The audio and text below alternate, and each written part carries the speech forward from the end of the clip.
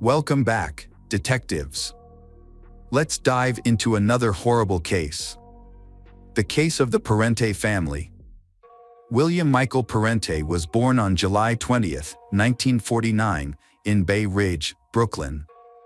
His parents, Willie and Rulon Parente, raised him with values rooted in their family's history of law enforcement. His father, a New York trooper, played a significant role in shaping his upbringing. As an only child, William received his parents' undivided attention. He spent summers enjoying the sun with his family in Long Beach. William pursued his education at Brooklyn College and Brooklyn Law School, thanks in part to the financial support of his uncle, Anthony J. Russo. William worked in his uncle's Manhattan law office on the Avenue of the Americas. There, he built a reputation as a thoughtful lawyer and dedication to his family. William was known for his demeanor, courteous which extended to everyone. He worked diligently for long hours, but made sure not to overwork himself. Unlike many of his peers, he refrained from using profanity or engaging in post-work gatherings for drinks. His disciplined lifestyle and commitment to kindness set him apart in the legal community. Even on difficult days, William maintained his composure and treated everyone with respect. In 1977, after being admitted to the New York bar, William married Betty Mazzarella. He began his career at a prestigious Wall Street law firm but made a significant change in 1988.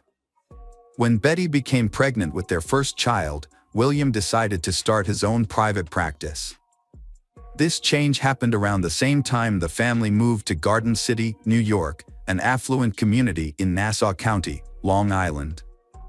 Despite living in the suburbs, the William family remained connected to their Brooklyn roots. They regularly returned to their old neighborhood to enjoy local delicacies, reconnect with old friends, visit their mother, and relive cherished childhood memories. By the time he was 60, William Parente had become an experienced estate and tax attorney. He ran his practice from an office in a Queens shopping center. His wife, Betty Mazzarella, 58, dedicated her time to taking care of their home and organizing charity fundraisers in their local community. Betty was actively involved in church activities, which were an integral part of their neighborhood's social fabric. The couple had two daughters, Stephanie and Catherine. Stephanie, the elder daughter, was 19 years old and a sophomore at Loyola College, studying speech pathology with plans to pursue dentistry in the future. Her friendly nature made her well-liked by her classmates and teachers. She also maintained close relationships with her friends back home in Garden City. Their younger daughter, Catherine, showed remarkable talent at just 11 years old, earning her admiration from teachers and staff at Garden City Middle School. Her exceptional abilities indicated a promising future ahead. In the later stages of his legal career, William became involved in what he called bridge loans. He acted as a financial intermediary, similar to a bank, allegedly using assets from investment portfolios under his management to finance these loans. When an investor asked for their money back, William Parente was unable to return the funds or explain why he couldn't. On April 15, 2009, William, along with his wife Betty and youngest daughter Catherine, took a trip to visit their eldest daughter Stephanie in Towson, planning to surprise her. They booked room 1029 at the Sharon Hotel, near the Talone Town Center Mall, with a reservation until the 19th. When they arrived, Stephanie's friend was surprised, given that classes had just resumed after the Easter break and Stephanie was busy preparing for a chemistry exam. The visit was unexpected, especially since the parents had already planned to visit on Friday the 17th to discuss Stephanie's study abroad plans in England. Despite the initial surprise, the visit seemed like a normal family reunion. However, what took place that day remains unclear. Based on the evidence, here is what happened. Betty Mazzarella Parente was the first victim. She was brutally assaulted and suffocated in bed on Sunday morning. Later, Catherine, the youngest daughter, met a similar fate, dying from the same violence as her mother. Catherine's body was placed beside her mother's. On Sunday afternoon, Stephanie arrived at the hotel after leaving her campus and tragically met the same demise as her mother and younger sister. Her body was laid beside theirs on the bed. None of the victims showed signs of struggle. No evidence of drugging or physical restraint was found. William Parente carefully planned the annihilation of his family. On that somber Sunday, around midnight, one of Stephanie's close friends and roommates grew worried about her absence from their dorm room. After hours of worrying, the roommate called the hotel room phone to reach Stephanie. The roommate knew Stephanie planned to return to the dorm to study for final exams, so they were surprised when William Parente, Stephanie's father, answered the call. William explained that Stephanie was staying at the hotel with family. The roommate accepted this excuse and ended the call, unaware that Stephanie was already dead. Later, the roommate thought back on the conversation and remembered that William's tone seemed unusual. On Monday morning, William Parente ended his life by using a knife he had bought at a nearby mall. He inflicted fatal injuries on himself in the hotel bathroom. When the family failed to check out, hotel staff became concerned. School Loyola College also raised concerns about Stephanie's unexplained absence from classes, especially since it was a crucial time for her final exams.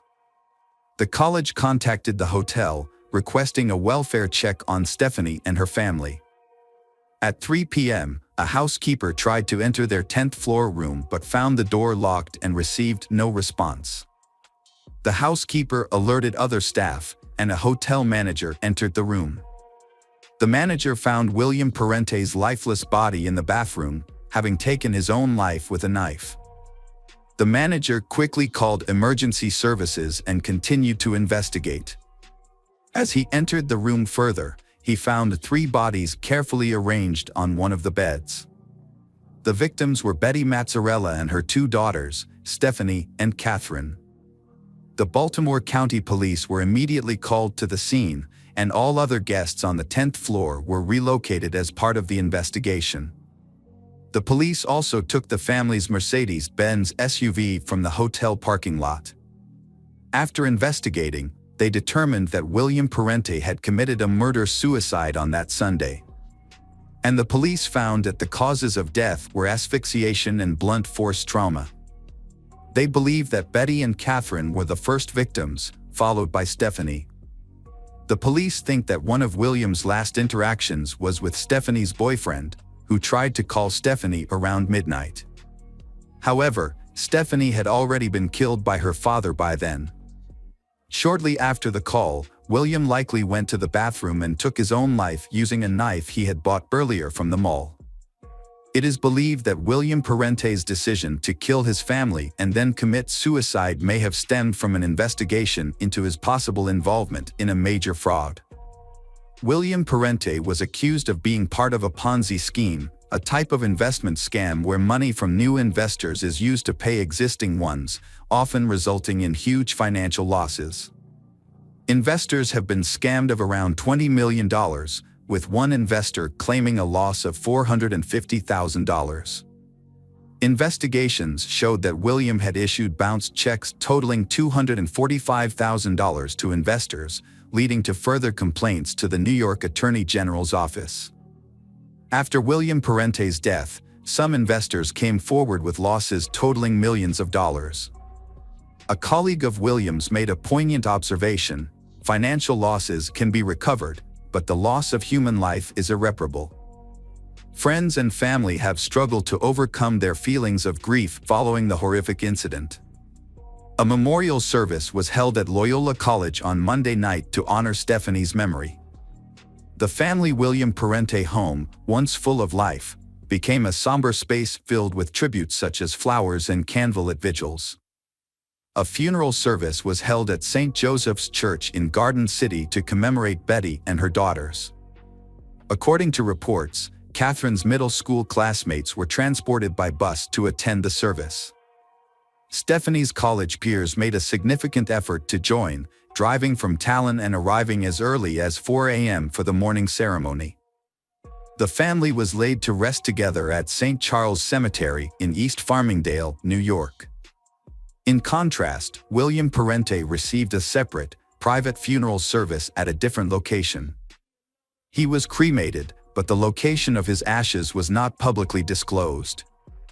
The horrific actions of this merciless perpetrator have caused immense distress for the victims and their loved ones. Hello friends, welcome to our channel. Today we're going to take a look at another horrible case with you, the case of Brianna Marie Schneller. Brianna Marie Schneller was an 18-year-old with a vibrant personality who loved Mexican food, music, dancing, and roller coasters. She was an exceptional student, and ranking as the top student at Everest High School in Washington, according to her parents, Craig and Lori Schneller. Brianna had a promising future ahead, with a trip to Tennessee planned for the summer and a notable achievement as the only student in Wisconsin to qualify for a national competition in professional and technical fields. Brianna's passion was to pursue a career in restaurant management and eventually start her own business in the food service industry. To gain experience and skills, she worked part-time at El Mezcal restaurant in Rib Mountain. Those who knew her, including friends, colleagues, and customers, described her as kind and responsive. Brianna's life was on the verge of two major events: her graduation and her wedding to her 22-year-old fiancé, Sebastian Ramirez. Brianna's parents initially disapproved of her relationship with Sebastian due to their age difference and concerns that she was growing up too quickly. However, after getting to know Sebastian better, they began to trust him and saw that he genuinely loved Brianna and had serious plans for their future together. They eventually moved in together, sharing an apartment on 12th Avenue in WoW with Sebastian's 19-year-old younger brother, Hugo. To outsiders, it seemed like the three of them got along well and lived harmoniously, burning the envy of many for their close friendship. Sebastian and Hugo supported Brianna's interests and also worked with her at a local restaurant called El Tequila Salsa. It's likely that this is where Sebastian and Brianna first met. Despite their seemingly perfect life, tragedy struck on May 2, 2009. The day began like any other, with Sebastian waking up early and trying not to disturb Brianna, who was still sleeping peacefully beside him. It was a day off from school, and she had no reason to wake up early. Brianna woke up while her boyfriend was in the shower. They exchanged affectionate greetings and discussed their plans for the day. Meanwhile, Sebastian tried to rouse Hugo, who had returned home early that morning after a late-night party. Hugo was clearly hungover. After Sebastian left for work, which was just a short walk away, his younger brother followed suit. Brianna was left alone in the apartment. Later, Hugo was feeling unwell. His hangover was severe, and he was struggling to concentrate. He decided to take an early lunch break and headed home to rest. When he arrived at the apartment, everything seemed normal at first. However, as he entered his brother's room, he noticed that it was in disarray. Brianna was lying on the floor, unresponsive. Hugo rushed to her side and asked what was wrong, but she didn't answer. At first, he didn't notice the blood. Hugo discovered a horrific scene when he removed a towel covering a woman's face. Her severe injuries had left Hugo almost unrecognizable, and he was utterly shocked and overcome with grief at the sight of her. Despite his distress, he knew he had to act quickly and ran to his neighbor's apartment on the floor below for help. The neighbor, a woman, called emergency services at 1:30 p.m., who was too distraught to speak clearly. The emergency operator received the call and was told that she was the girlfriend of Sebastian. She was lying on the floor, severely injured with cuts all over her body and a badly disfigured face. The operator was informed that she showed no signs of life. Police and paramedics rushed to the apartment building after receiving a call. When they arrived, they found a crowded parking lot, but one person stood out, Hugo Ramirez. He approached the officers and led them to the apartment where the incident occurred. Inside, they found a disturbing scene. Brianna's body was severely injured, with deep stab wounds on her chest, neck, and wrist. Hugo was visibly shaken and could barely speak as he led officers to the apartment.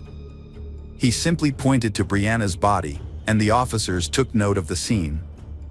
The officers asked Hugo to leave the room so that forensic specialists could begin their examination. The specialists observed that the blood on the floor had already started to dry, suggesting that Brianna's body had been there for some time. It was clear that she had tried to defend herself, as evidenced by the defensive cuts on her arms. However, the attacker had overpowered her, leaving behind a crime scene with a significant amount of evidence. The forensic team found several key pieces of evidence, including a bloody iron on the floor, which appeared to have been used to strike Brianna's face. The iron was broken, with pieces scattered nearby. 2 knives were found in the bathroom sink, one of which was missing its sharp tip. Blood was also found on the soap, suggesting that the attacker had washed their hands after the crime. However, the most notable piece of evidence was a bloodied shoe print on the carpet, which drew the investigators' attention. The investigation of the house uncovered many new details. Notably, there were no signs of forced entry, suggesting that the victim may have known her attacker or that the perpetrator had a way to enter the apartment without breaking in. Additionally, a large sum of money was found scattered throughout the apartment, consisting of bills ranging from $1 to $20. According to Hugo, this money was comprised of tips they had accumulated at work, which were carelessly left lying around. At first glance, it appeared that nothing was missing from the apartment, indicating that the attack was not motivated by robbery. This theory was further supported by the discovery of a broken knife tip in the victim's body. The fact that the knife broke during the attack indicates that the perpetrator applied considerable force. It's crucial to grasp what may have motivated someone to hold such intense feelings of anger and aggression against she. Uncovering the cause of this brutal and unprecedented attack is crucial in shedding light on the matter. Craig and Laura Schneller anxiously waited at the police station, having heard that something terrible had happened at their daughter's home. Unfortunately, they had been unable to contact Brianna, and their hearts were heavy with worry. The officers had to tell the parents Brianna that their worst fears had come true. The news was devastating. Their daughter, Brianna, had passed away. The loss of a child is one of the greatest sorrows a parent can experience, and for the Schnellers, it was a life-altering moment. To confirm the identity, the authorities showed them photographs of Brianna, but only those that clearly showed her face, as some of the other images were too graphic. After confirming the tragic news, the Schnellers were in shock. With the help of a psychologist, they were able to compose themselves and answer questions from the police. They were eager to assist in the investigation and help catch the person responsible. The Schnellers provided as much information as they could about their daughter's life, but they insisted that she had no known enemies. They also revealed that Brianna's mother had been the last person she had spoken to that morning. Her mother, Craig, took Brianna's car to the repair shop and messaged her daughter around 10 a.m. to let her know. Brianna replied to the message. The investigation shows that the tragedy occurred at a point in time that was after they sent messages to each other and before Hugo's arrival. As part of their inquiry, detectives first interviewed the Ramirez brothers, Sebastian and Hugo, questioning them separately. Sebastian, Brianna's fiancé, stated that he woke up at 9:15 a.m., had a brief conversation with Brianna while getting ready for work, and then woke up his brother, Hugo. Around 10:15 a.m. Sebastian claimed he was already at the restaurant when he received a phone call informing him about the incident. Hugo's account corroborated Sebastian's, saying he left the house around 10:15 a.m., shortly after his brother. He returned home at 1:20 p.m. due to feeling unwell and wanting to rest. When Hugo found Brianna's body, his reported illness and fatigue vanished almost instantly. The events that followed were a daze. He was so shocked that he couldn't think clearly about how to respond. His mind went blank, and his hands shook uncontrollably, prompting him to seek help from a neighbor. The Ramirez brothers' accounts were believable, and their distress seemed authentic. Nevertheless, the police had seen convincing performances before, so they needed concrete evidence to confirm their innocence. It was possible that one of the brothers was involved in the crime, and the other was covering for him. To investigate this, detectives asked about their relationships with each other. Sebastian expressed his love for Brianna and his excitement for their upcoming wedding. Hugo was questioned about whether he had any issues with Brianna or if they had argued, but he denied it. Hugo also explained that while he found her attractive and charming, he had no romantic intentions towards her because he valued his good relationship with his brother and would never jeopardize his happiness. Brianna was like a sister to Hugo. And after hours of questioning, neither Hugo nor Sebastian raised any suspicions. The police took DNA samples from the brothers and allowed them to return home. To verify the brothers' alibis, detectives spoke with employees of El Tequila Salsa restaurant and reviewed the restaurant's security footage. The brothers' accounts checked out, and the possibility of a domestic-related crime was ruled out. The investigation continued, and the question remained, who could have committed such a heinous crime against an innocent young woman? Was there a predator lurking in the city who had been watching Brianna and waiting for the perfect moment to strike? The police considered this possibility as they analyzed the evidence. The autopsy results confirmed the police's initial suspicions. The sequence of events was reconstructed as follows. Brianna was first hit on the head with a blunt object, likely an iron, which caused a severe injury. The perpetrator then cut her throat and inflicted multiple stab wounds to her body. The attack was extremely violent, with so many wounds that even experts couldn't count them all. At least 2 of the injuries were fatal. DNA from an unknown source was found under Brianna's fingernails, indicating that she struggled and resisted her attacker.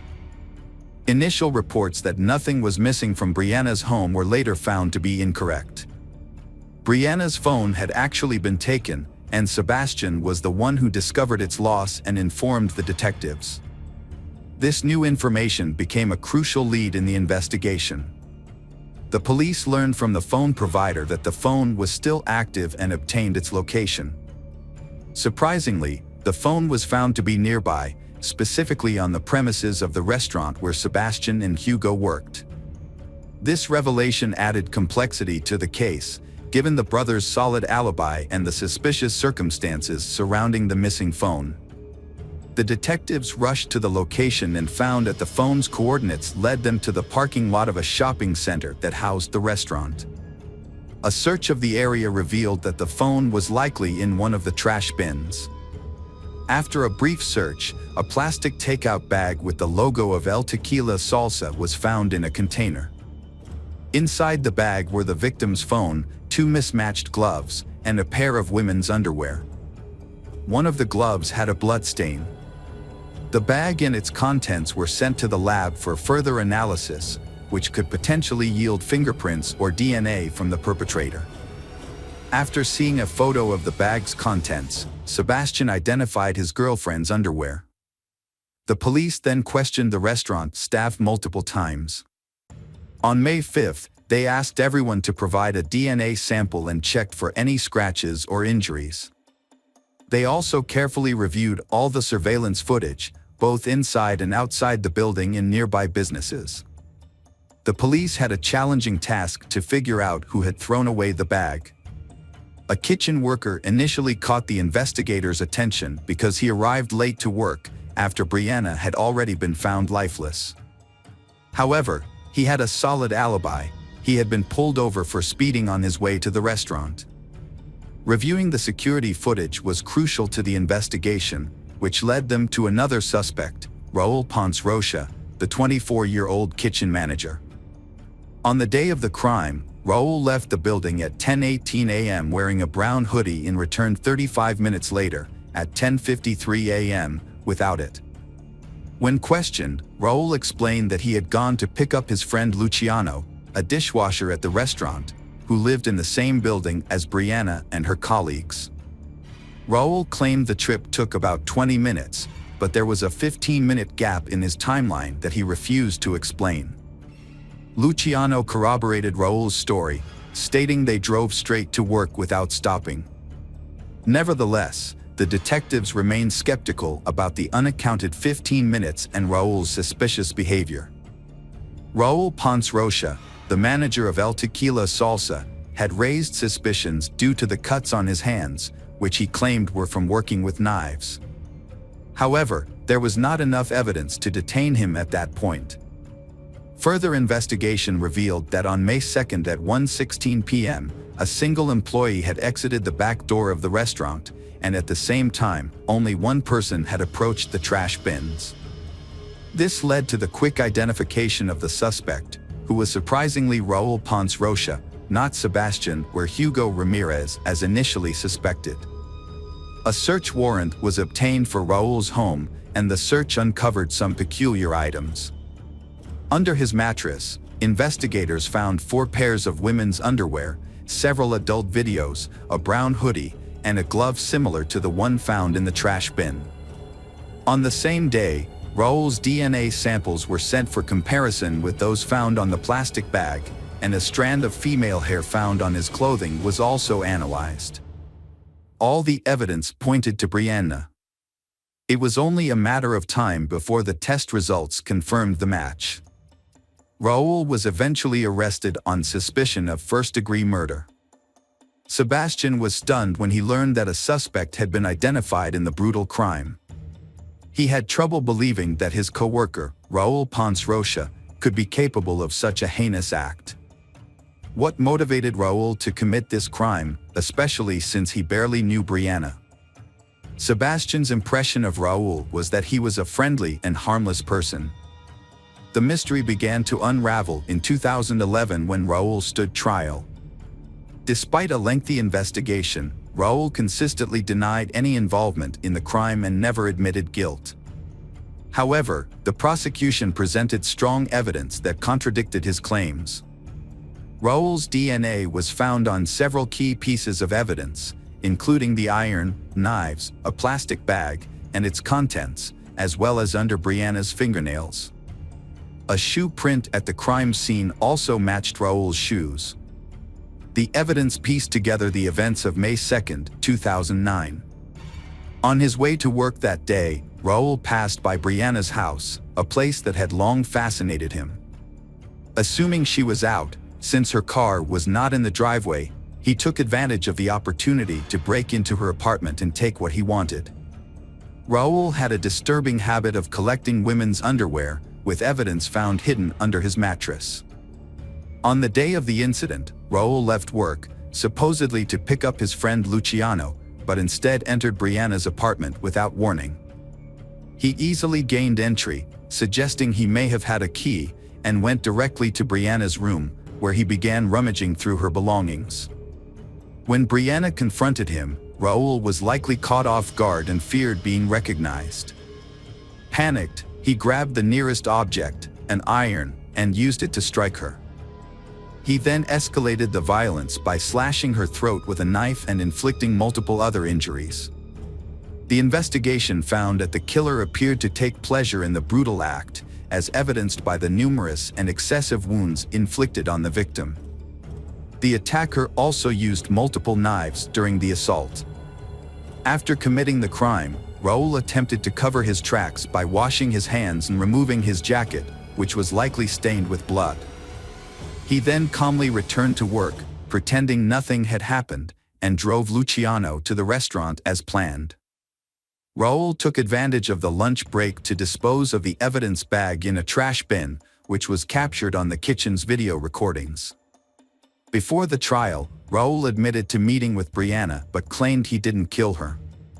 However, he suspected someone else might have and named a former restaurant employee.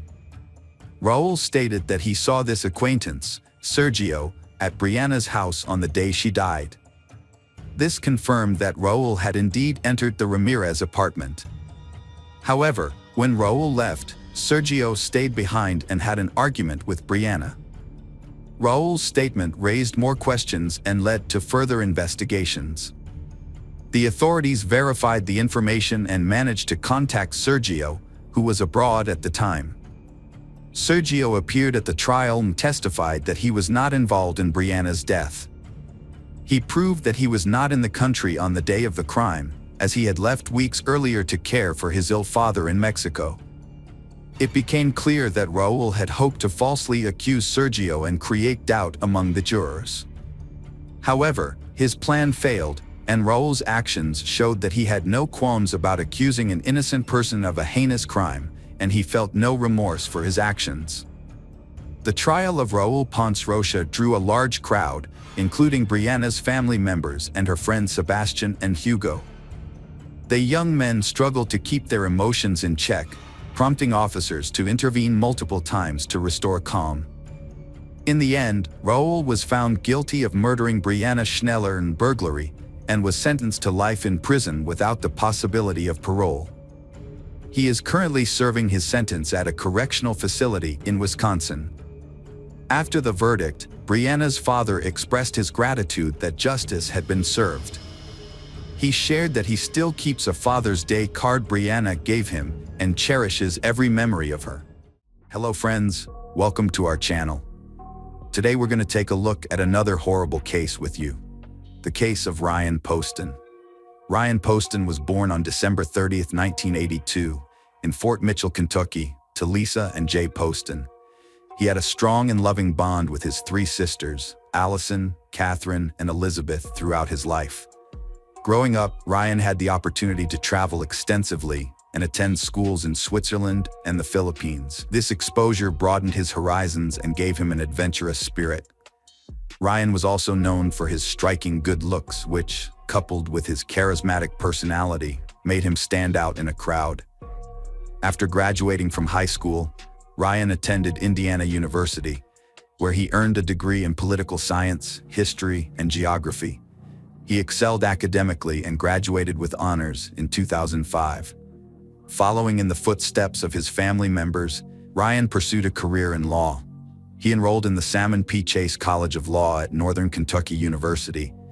Driven by his admiration for the legal profession, his esteemed grandfather and uncle, both practicing attorneys, were his role models. Ryan's ultimate goal was to own a successful law firm. While in Cincinnati, Ohio, Ryan dedicated himself to helping people who couldn't afford expensive lawyers. Despite being young, he had already built a strong reputation, and many sought his advice. He worked hard to ensure everyone had access to fair and competent legal representation, regardless of their financial situation. After a painful breakup in 2011, Ryan turned to his cousin Carissa for comfort and support. During a visit to Lexington, Kentucky to spend time with her, he met Shayna Hubers, a Lexington native, and his life took an unexpected turn. Shayna Hubers embodied the quintessential Southern girl, renowned for her outgoing personality and effortless ability to form friendships. Her warm and charming demeanor naturally drew people to her. After graduating high school in 2009 with a full scholarship, she continued her education at the University of Kentucky, majoring in psychology, before pursuing her master's degree in psychology at Eastern Kentucky University. Despite their 8-year age gap, Ryan was 29, while Shayna was just 21. Their feelings for each other grew increasingly undeniable. With each visit Ryan made to see his cousin Carissa in Lexington, he found himself devoting more time to Shayna. As they spent more time together, their bond deepened. Shayna began spending more time in Highland Heights, the Kentucky suburb where Ryan lived. Every weekend, she would pack a bag and visit Ryan's home, dedicating herself to taking care of him, cooking his meals, and cleaning his living space. As time went on, Ryan and Shayna's relationship grew stronger, and he took her to meet his parents. She was over the moon with excitement, telling her friends all about Ryan and even saying she wanted to become Mrs. Ryan Poston. But their promising future came to a tragic end on October 12, 2012. In a panicked call to the police, Shayna admitted to fatally shooting her boyfriend, Ryan. The details she shared revealed a devastating scene of domestic violence, that had spun out of control. According to Shayna, Ryan had tried to physically abuse her, dragging her out of the house when she attempted to gather her belongings. She told the 911 dispatcher that Ryan had confronted her with a gun, leading to a physical fight. In the heat of the moment, Shayna managed to grab the gun, but she was intimidated by Ryan's size. In a state of panic, she pulled the trigger, ultimately shooting Ryan. Shayna admitted that she believed Ryan's death was inevitable, so she claimed she wanted to end his suffering. She told the 911 dispatcher that Ryan was in distress, making unusual sounds, which motivated her to shoot him several more times. Afterwards, she revealed that she left the gun on a bookshelf. Minutes after Shayna called 911 to report that she had shot her boyfriend, officers were sent to the scene. When they arrived, they told Shayna to come out of the apartment with her hands up. At first, she was hesitant, but she eventually followed their orders. As she walked out, they told her to lie face down on the ground. It was clear that Shayna was very upset as she complied with their instructions. After the officers handcuffed Shayna and put her in the back of their patrol car, they entered the apartment and found Ryan Poston's body on the dining room floor, covered in blood. Crime scene investigators arrived and examined Ryan's condo, which looked a bit messy, but nothing out of the ordinary for a 29-year-old man. They found that Ryan had a concealed carry permit and owned weapons, including the Sig Sauer semi-automatic gun that Shayna used to shoot him. Based on the evidence they gathered, the investigators concluded that Ryan was sitting at the table when Shayna opened fire. They knew this because of the blood found on the table. However, the fact that several items on the dining room table were not disturbed raised doubts about Shayna's story. If there had been a fight, the items would have been disturbed. The crime scene investigators thoroughly searched Ryan's apartment, gathering every detail. At the same time, police officers questioned Ryan's neighbors to see if they had any information that could help the case. One of Ryan's neighbors, a woman named Nikki, spoke to the detective and provided some useful insights. Nikki knew Shayna well and thought that Shayna was more committed to Ryan than he was to her. According to Nikki, the couple often had loud, angry arguments that disturbed the neighborhood. Nikki remembered a specific incident several months ago when Shayna came to her door in tears, saying she was afraid of Ryan. Shayna had told Nikki that she and Ryan had a violent fight, during which he lifted her up and threw her down the hallway, causing her injuries. Nikki believed Shayna and encouraged her to report the abuse to the police, but Shayna decided not to take legal action. At the police station, detectives took Shayna to an interrogation room to question her about the shooting of her boyfriend, Ryan. Before starting the interview, the officers read Shayna her Miranda rights, reminding her that she had the right to have an attorney present. Shayna chose to exercise this right and asked for a lawyer to be present. While waiting in the interrogation room, Shayna filled out some paperwork under the supervision of a detective. Despite having asked for a lawyer, Shayna still chatted with the detective. When asked who the victim was, Shayna calmly replied that it was the man she had killed. This response showed a clear lack of emotion, as it was obvious she knew the victim was Ryan, her long-term boyfriend. Shayna remained in the interrogation room with the detectives, maintaining that she had acted in self-defense. She recounted the events of the previous night, describing how Ryan had allegedly grabbed her by the throat and violently thrown her around the apartment. At some point during the investigation, the detective temporarily left the room, replaced by another officer. Shayna began to reveal more details about her encounter with Ryan to this new officer. She alleged that Ryan had been extremely aggressive prior to the shooting, hurling insults at her, calling her crazy, and taunting her while brandishing a gun. Shayna believed that Ryan's behavior that night was fueled by drug use, which contributed to his violent outbursts. Throughout the interview, Shayna consistently stuck to her version of the events that culminated in the shooting. She claimed that Ryan was sitting at the dining room table, handling ammunition for his Sig Sauer pistol, when she noticed him staring aggressively at her from across the table. At that moment, she became aware of his intentions and realized he was trying to evict her from his condo. Shayna confessed to picking up the gun and firing it in the midst of the chaos, hitting Ryan with a single bullet. Shayna continued to describe the incident, claiming that after shooting Ryan once, she saw him twitching. Believing it was necessary to end his suffering, she fired multiple shots, ultimately killing him. In her confession, Shayna told the detective that Ryan was vain and had mentioned wanting a nose job, so she decided to grant him his wish. She deliberately aimed her gun at his face and pulled the trigger, essentially giving him the rhinoplasty he had requested. During the intense interrogation, Shayna expressed deep concerns about the impact of the incident on her academic performance and her future romantic relationships. She confided in the detective that having a dead boyfriend would make it difficult for her to find someone to marry, especially if they discovered she had killed him in self-defense.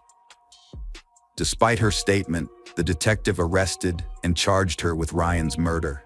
Shayna seemed genuinely surprised by her arrest, maintaining that she had acted in self-defense. In 2015, Shayna's trial began, and the courtroom was filled with anticipation. The prosecutor compared Shayna to Jodi Arias, who had also been charged with murdering her boyfriend, Travis Alexander, emphasizing the striking similarities between the two cases. This heightened the tension in the courtroom as everyone awaited the outcome. The prosecutor argued that Shayna was fixated on her ex-boyfriend, Ryan. According to the prosecution, Ryan dominated Shayna's thoughts, and she constantly discussed him. During the trial, the prosecutor presented testimony from Ryan's friends, who described his plans to end the relationship with Shayna and his efforts to avoid her phone calls and messages. Despite this, Shayna continued to visit Ryan's condo in Highland Heights uninvited, including on the night of the murder. The prosecution introduced evidence that Ryan had scheduled a date with Audrey Bolt, a former Miss Ohio, on the night of the murder. This information supported the prosecution's theory that Shayna was driven by jealousy and anger towards Ryan's potential new love interest. Audrey Bolt testified that she was supposed to meet Ryan for drinks at a bar on the night of the murder, but he failed to appear. It wasn't until later that she learned of his murder. The prosecution also presented evidence that Ryan had repeatedly expressed his desire to end the relationship with Shayna in the days leading up to his death. Ryan had sought advice from his father, Jay, on how to handle the situation, and Jay had counseled him to be kind to Shayna to avoid a messy breakup.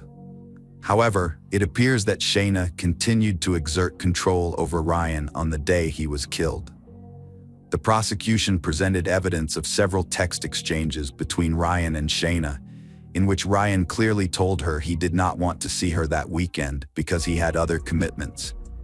Nevertheless, Shayna showed up uninvited at his condo, which was not unusual for her. The argument that ensued reached a boiling point when Ryan explicitly told Shayna their relationship was over and she could no longer control him. Prosecutors argued that this statement enraged Shayna, prompting her to pick up a gun and fatally shoot Ryan. During Shayna's trial for murdering Ryan, the prosecution showed a video of her being questioned by the police to suggest she was a cold-blooded killer. In the video, Shayna's calm behavior and responses seemed to back up the idea that she had intentionally taken Ryan's life. The footage showed her dancing and singing along to music, which seemed unusual for someone who had just killed their loved one in self-defense. Normally, people in such a situation would be distraught and crying due to the loss of life and the weight of their actions. The prosecution's goal in showing the video was to make Shayna appear detached and unemotional, implying that her actions were not those of someone who had acted in self-defense. They claimed that her lack of tears and carefree behavior proved her guilt. However, this interpretation was open to debate and up to the jury to decide. In the end, the video was a key piece of evidence in the prosecution's case against Shayna, but it was just one part of the evidence presented during the trial. Shayna's defense team stuck to a clear storyline throughout her trial, arguing that Ryan was the aggressive and violent one on the night of the incident, leading Shayna to shoot him.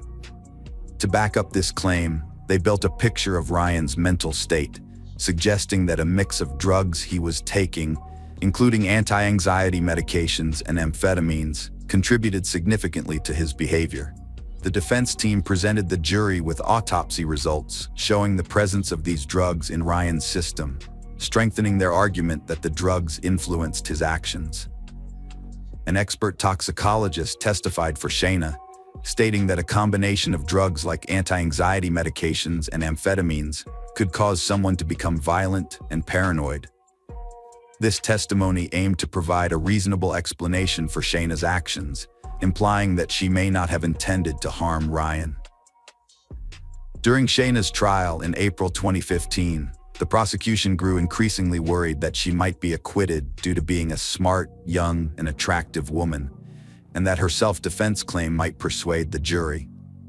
However, on April 23rd, the jury delivered a guilty verdict, convicting Shayna of murdering her boyfriend, Ryan Poston.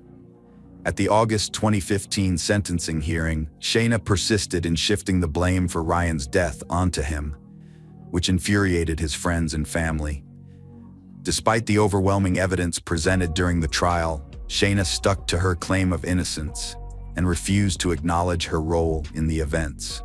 Under Kentucky law, a defendant who is deemed a victim of domestic violence can be eligible for early parole after serving just 20% of their sentence. However, the judge in this case ruled that Shayna did not meet the criteria, characterizing her crime as a premeditated murder. As a result, the judge handed down a 40-year prison sentence, making Shayna eligible for parole in 17 years, when she will be 41 years old in 2032. Shayna Hubers was sentenced, but she appealed for a new trial, which was granted by a judge in August 2016. The reason for the appeal was that one of the jurors had failed to disclose their felony conviction, which is against Kentucky law since felons are not allowed to serve on juries. Following a 4-month delay, Shayna's second trial for the murder of Ryan Poston began in August 2018. During the opening arguments, Shayna's defense attorney claimed that throughout her year-and-a-half-long relationship with Ryan, Shayna tried her best to make him happy. However, their romance suffered because of it. The attorney stated that on the very first night Shayna and Ryan met, he was violent toward her, both physically and sexually. This incident had a lasting effect on her, and it took her several weeks to respond to his messages after that. Shayna's defense lawyers claimed that her high school experience of sexual assault led to a history of alcohol abuse and promiscuity. They argued that this traumatic event contributed to her behavior on the night of the murder. The defense team aimed to create a sympathetic image of Shayna, highlighting her troubled past and arguing that she was not responsible for her actions on the night of the murder. They sought to challenge the prosecution's narrative, suggesting that her behavior was the result of a combination of factors, including a history of abuse and a toxic relationship with Ryan. The defense portrayed Shayna as a victim of domestic violence at Ryan's hands, rather than as a cold-blooded murderer. They claimed that her actions were driven not by a desire for revenge or financial gain, but by years of abuse by her former partner. According to the defense, Ryan constantly criticized Shayna about her weight and chest size, pressuring her to enlarge her breasts. This constant pressure contributed to her low self-esteem and feelings of inadequacy, the defense argued. The defense claimed that Ryan and Shayna's sexual relationship was troubled, marked by frequent disagreements and frustration from both parties. According to the defense, Ryan yearned for a more romantic and intimate connection, but this desire was not fulfilled, leading to a growing rift between them. To support this claim, the defense presented evidence that Shayna had sought an injection to improve her romantic life, which was meant to address the couple's sexual difficulties and strengthen their bond. However, the defense argued that Ryan's consistent rejection and disinterest worsened the strain on their relationship, causing Shayna to become increasingly frustrated and isolated. Moreover, the defense alleged that Ryan often broke up with Shayna, only to engage in conversations with other women. In contrast, the prosecution stated that while Ryan Poston was not a perfect boyfriend, he was not abusive. They argued that Shayna did not act in self-defense when she fatally shot Ryan, but rather because he had ended their relationship that night. The prosecution claimed that it was time for Ryan to break up with Shayna, as she refused to leave him alone despite the breakup, demonstrating her inability to move on from the relationship. One of Ryan's co-workers testified that the breakup between Ryan and Shayna would be permanent this time because Ryan had always avoided breaking up with Shayna in person. According to the co-worker, Shayna had made every effort to keep Ryan. The prosecution presented text messages in which Shayna told her friends that she and Ryan's romantic encounters had brought them closer together. However, Shayna testified that these encounters had actually driven them apart. In another text message exchange, Shayna asked Ryan for sex, but Ryan was taking antidepressants, which had reduced his sex drive due to the medication's side effects. However, when Shayna testified, she claimed that Ryan had forced her into sexual intercourse.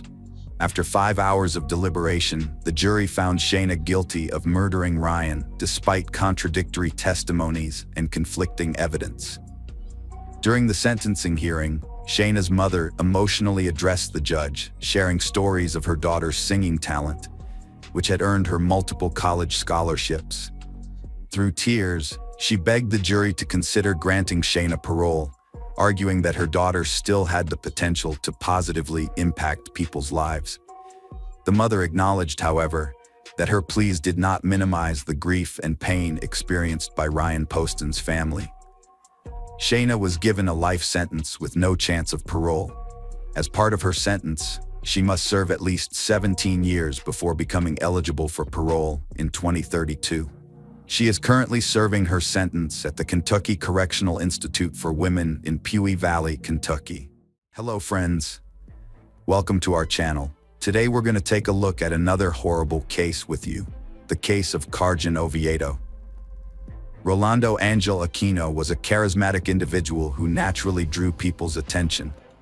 One day he caught the captivating gaze of Carjan Oviedo, a woman with a fiery passion for life and an infectious energy. They instantly connected, sharing similar interests and dreams, as well as a strong determination and entrepreneurial drive. This chance encounter led to a beautiful relationship that brought them true happiness.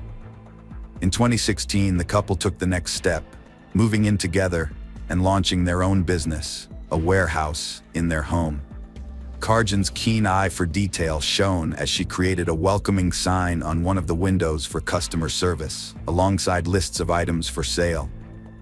This was their pride and joy, a small but thriving venture. The people of Mañata watched this happy and driven couple with admiration and curiosity, wondering who they were and how they achieved so much. While many knew Carjan from her childhood, Rolando remained an enigma, with his past in Bolivia remaining a mystery to all.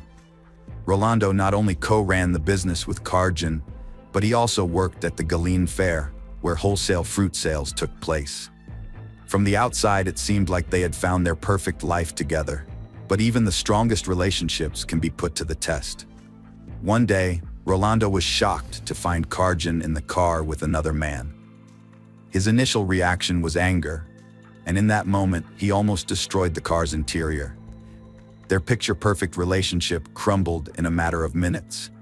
However, Rolando decided to forgive and continue their relationship, choosing to move forward with the one he loved. To outsiders, they still appeared to be the ideal couple, capable of overcoming any obstacle together. Rolando Angel Aquino, born in 1987 in Bolivia, is an enigmatic figure. The exact date of his arrival in Argentina remains unknown, like many other aspects of his life. As the eldest of 7 children, Rolando learned the importance of family bonds and hard work from a young age. He dreamed of a happy family filled with joy and laughter. In his youth, he met Carolina Chavez, with whom he had a son. Despite their difficulties, the couple remained on good terms. Later in life, Rolando had a second son, Elias, with Soledad Guardio. Although his relationships with Soledad didn't work out, Rolando remained a devoted and caring father to his children. He maintained a warm relationship with the mothers of his children and stayed in touch with them. Rolando was a physically fit man who prioritized his health from a young age. He played sports and soccer for the local team to stay active. His colleagues and loved ones described him as kind, hardworking, and sociable. Although he got along well with his neighbors, Rolando had a unique charm when it came to socializing. Cargen was born on March 30, 1990, and grew up in Monado, where she and Rolando later set up their warehouse. The locals knew her as an outgoing and open-minded woman. Like Rolando, Cargen longed for a happy and successful family life with a loving and devoted partner. However, it took her some time to find the right person to build her happiness with. Cargen had 2 daughters from previous relationships before meeting Rolando. One of her former partners, Rule O.A., was the father of one of the girls, and she married him in 2013. However, their marriage was troubled and eventually headed for a breakdown. Rule claimed that financial struggles were one of the main reasons for their conflicts. Feeling anxious about his life and seeking better opportunities, Rule left his family under the pretense of buying something essential, fleeing the city and moving abroad to avoid being traced. By the summer of 2019, 9-year-old Elias was living with Rolando and Cargen. They had made plans to spend quality time together in the coming months. However, on the morning of July 12, 2019, Rolando found Elias unwell when he went to wish him good morning before leaving for work. Concerned, Rolando took Elias to the children's hospital to see a pediatrician. After an examination, the doctors determined that Elias's condition was critical, and he was rushed to the intensive care unit. Despite the best efforts of the medical staff, Elias tragically passed away shortly after arriving at the hospital. The remarkable thing about Elias's death was that he had been in perfect health when he left home, showing no unusual symptoms, and seemed equally well when he arrived at his father's house. However, the medical report was shocking. It revealed that Elias had died from severe poisoning, which caused his organs to fail and a blood clot in his brain. This news left Elias's parents stunned, as they could not understand how their active and healthy son could have suddenly died from such a mysterious illness. As part of their professional duty, the doctors recommended further forensic investigation. However, Elias's mother and grandmother were too grief-stricken to consider this, and they refused. The funeral home Cargen suggested cremating the body, but Elias's mother declined, preferring to bury her son in a private cemetery where she could visit his grave and lay flowers. Elias's sudden death shattered Rolando's heart, leaving him devastated by the loss of his youngest son. Cargen, who was caring and loving, stood by him every step of the way, never leaving his side. She took charge of all their business affairs, providing him with gentle support and helping him navigate his pain and grief. As time passed, the warmth and love from the woman he cherished gradually eased his suffering. 16 months after the tragedy, Rolando took a major step and proposed to Cargen, and they got married, with Rolando convinced she'd always be by his side. However, their happiness was short-lived. On February 6, 2022, Cargen returned home from a beauty salon and gym visit, and the next day, February 7th, she noticed Rolando was experiencing serious health issues. A medical ambulance was called to their home, as Rolando, 35, suddenly felt very ill after vomiting profusely and collapsed in their living room. The housekeeper called for emergency medical help. At the Santa Maria Clinic, doctors allowed Cargen to see her husband, but his condition was critical. Despite the medical staff's efforts, Rolando passed away on February 9th. The cause of death was severe poisoning, which raised questions among the medical staff, given Rolando was a healthy and active sportsman. Rolando's wife, Cargen, revealed that he was taking medication to treat dark skin spots. However, this information raised red flags among specialists. Upon further investigation, Tests disclosed an abnormal amount of calcium oxalate crystals in Rolando's system, a telling sign of ethylene glycol poisoning, a key ingredient in car antifreeze. The sudden and mysterious death of Rolando sparked a high-priority investigation by the authorities. The prosecutor's office launched a thorough inquiry into the neighborhood where the Aquino couple resided. Neighbors became crucial witnesses, reporting that Karjan had frequently administered her husband unknown medication. They knew she used these drugs to attend a party without her husband.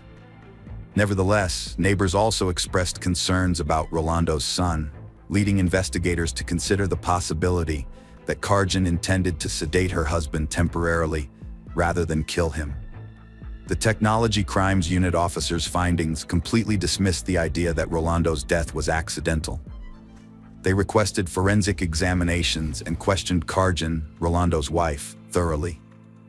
However, during the interrogation, Karjan's responses were contradictory.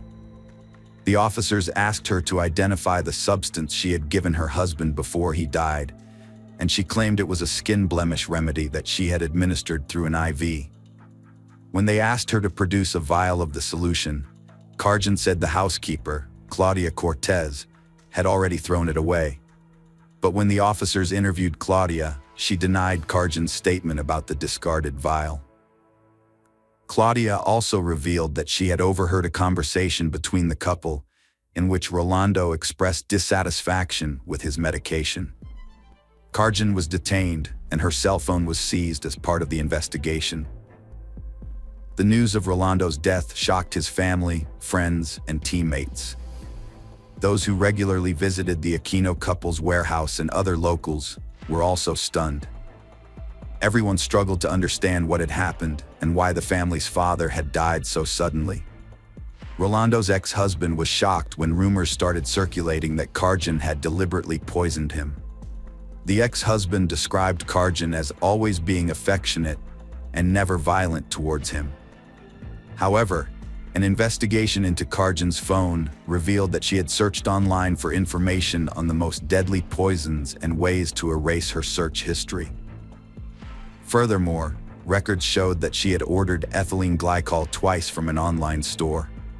According to the Agency for Toxic Substances and the U.S. Centers for Disease Control and Prevention, ethylene glycol is a synthetic substance used in antifreeze production, which is odorless, has a sweet taste, and is extremely toxic to humans. Based on forensic evidence and other clues, the prosecutor's office accused Karjan of intentionally poisoning Rolando by mixing the substance with orange juice, which severely damaged his health and ultimately led to his death. A series of strange and tragic events in the Aquino family prompted the authorities to take drastic action. Suspicions arose over the cause of 9-year-old Elias's death, leading to a new investigation. The prosecutor's office launched a detailed probe into the boy's medical history. According to his mother, Elias was healthy and active until he suddenly slipped into a coma at his father's house, never to recover. However, the death certificate stated that the cause was a malfunction of his internal systems and cerebral thrombosis. Investigators doubted that a healthy 9-year-old could have died from such causes. The prosecutor's office requested information on possible ethylene glycol purchases and received a response confirming that Karjan had bought the poison on July 2, 2019, shortly before Elias arrived at the Aquino home. Relatives also confirmed that Karjan insisted on cremating Elias's body, but the birth mother refused, preferring to bury her son.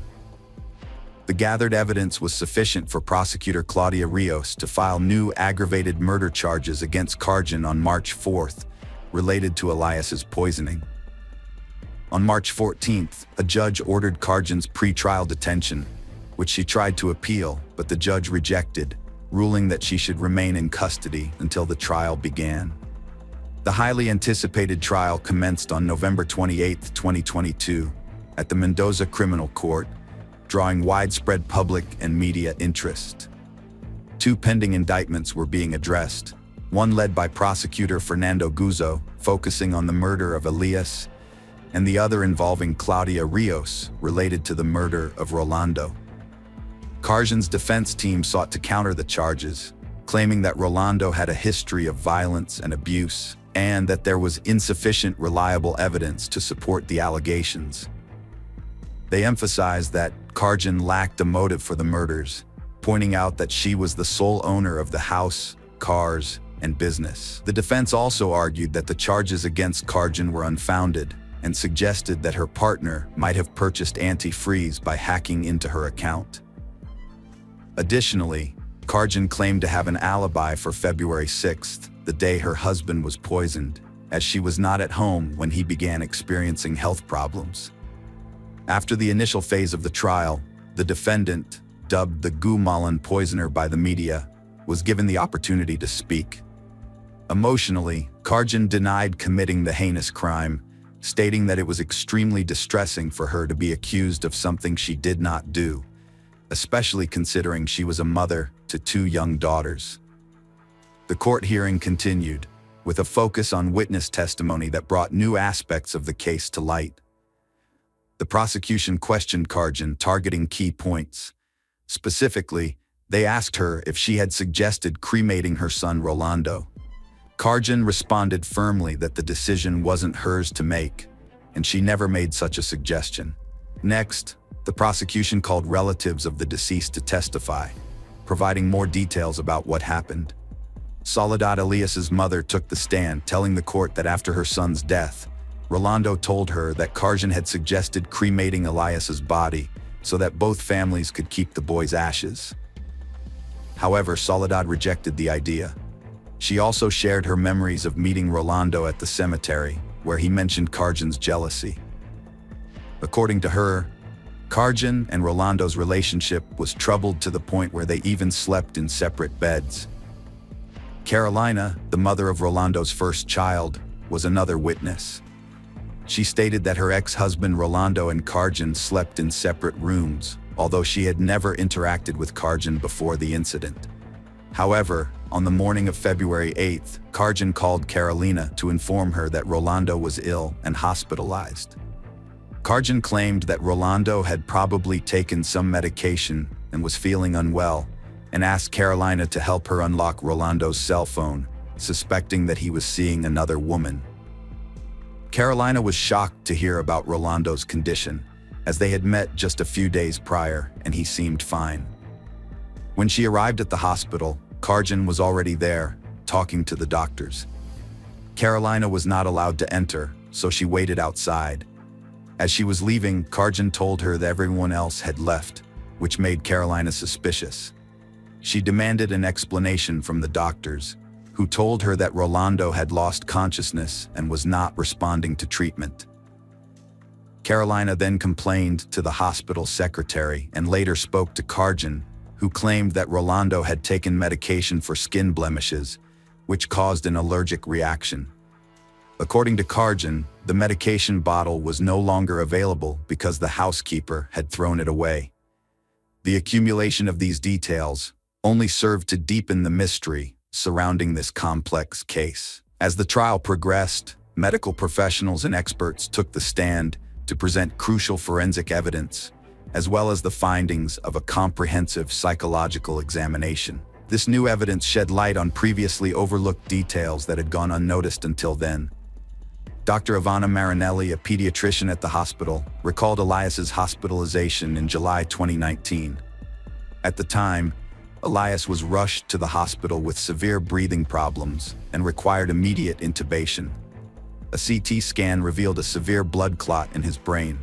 Elias received intensive care, and Dr. Marinelli confirmed that his symptoms matched those of ethylene glycol poisoning. These symptoms included impaired consciousness, restlessness, and eventually a coma, accompanied by a blood clotting disorder. Despite the medical team's best efforts, Elias's condition deteriorated, and at 5 p.m. on July 12th, he suffered cardiac and respiratory arrest. Medical personnel, including his father, attempted to resuscitate Elias for 50 minutes, but unfortunately, all efforts were in vain, and he was pronounced dead at 6 p.m. The jury reviewed the results of Karjan's psychological evaluation, which was conducted at the request of the prosecution. The experts' findings indicated that Karjan was dishonest and hid the truth, projecting an image of decency while actually being cold and cruel. Notably, a psychological examination was conducted shortly after her husband's death, but it revealed no emotional impact from the loss, raising questions about her sincerity and reinforcing her portrayal as a self-centered woman. The examiners also detected signs of hidden hostility and impulsive behaviors in Karjan. The prosecutor questioned Karjan's claim of being a victim of gender-based violence, as she had described in her testimony. This information collectively painted a detailed psychological portrait of the defendant. After weeks of tense anticipation and continuous court proceedings, the trial finally reached its conclusion. The packed courtroom was filled with people, their eyes fixed anxiously on the jury and the judge, awaiting the verdict that would bring justice to this complex and tragic case.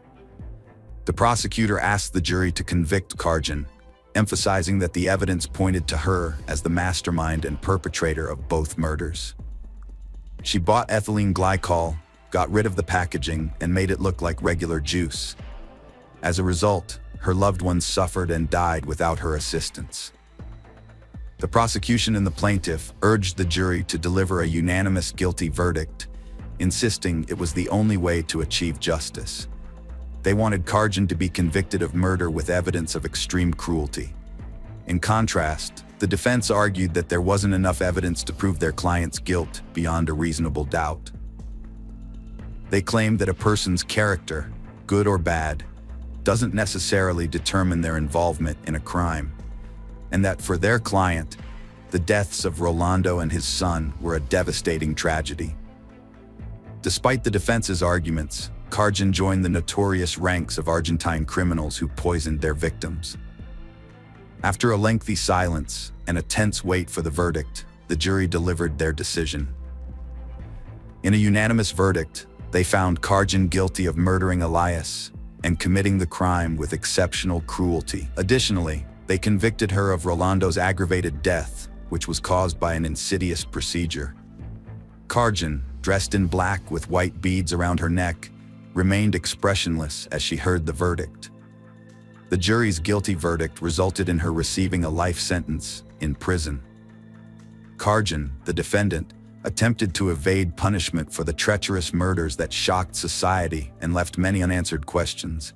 Her plan to cremate the victims' bodies may have been her final attempt to avoid the punishment she deserved. Nevertheless, the court and jury remained unmoved by her tactics and delivered a just verdict.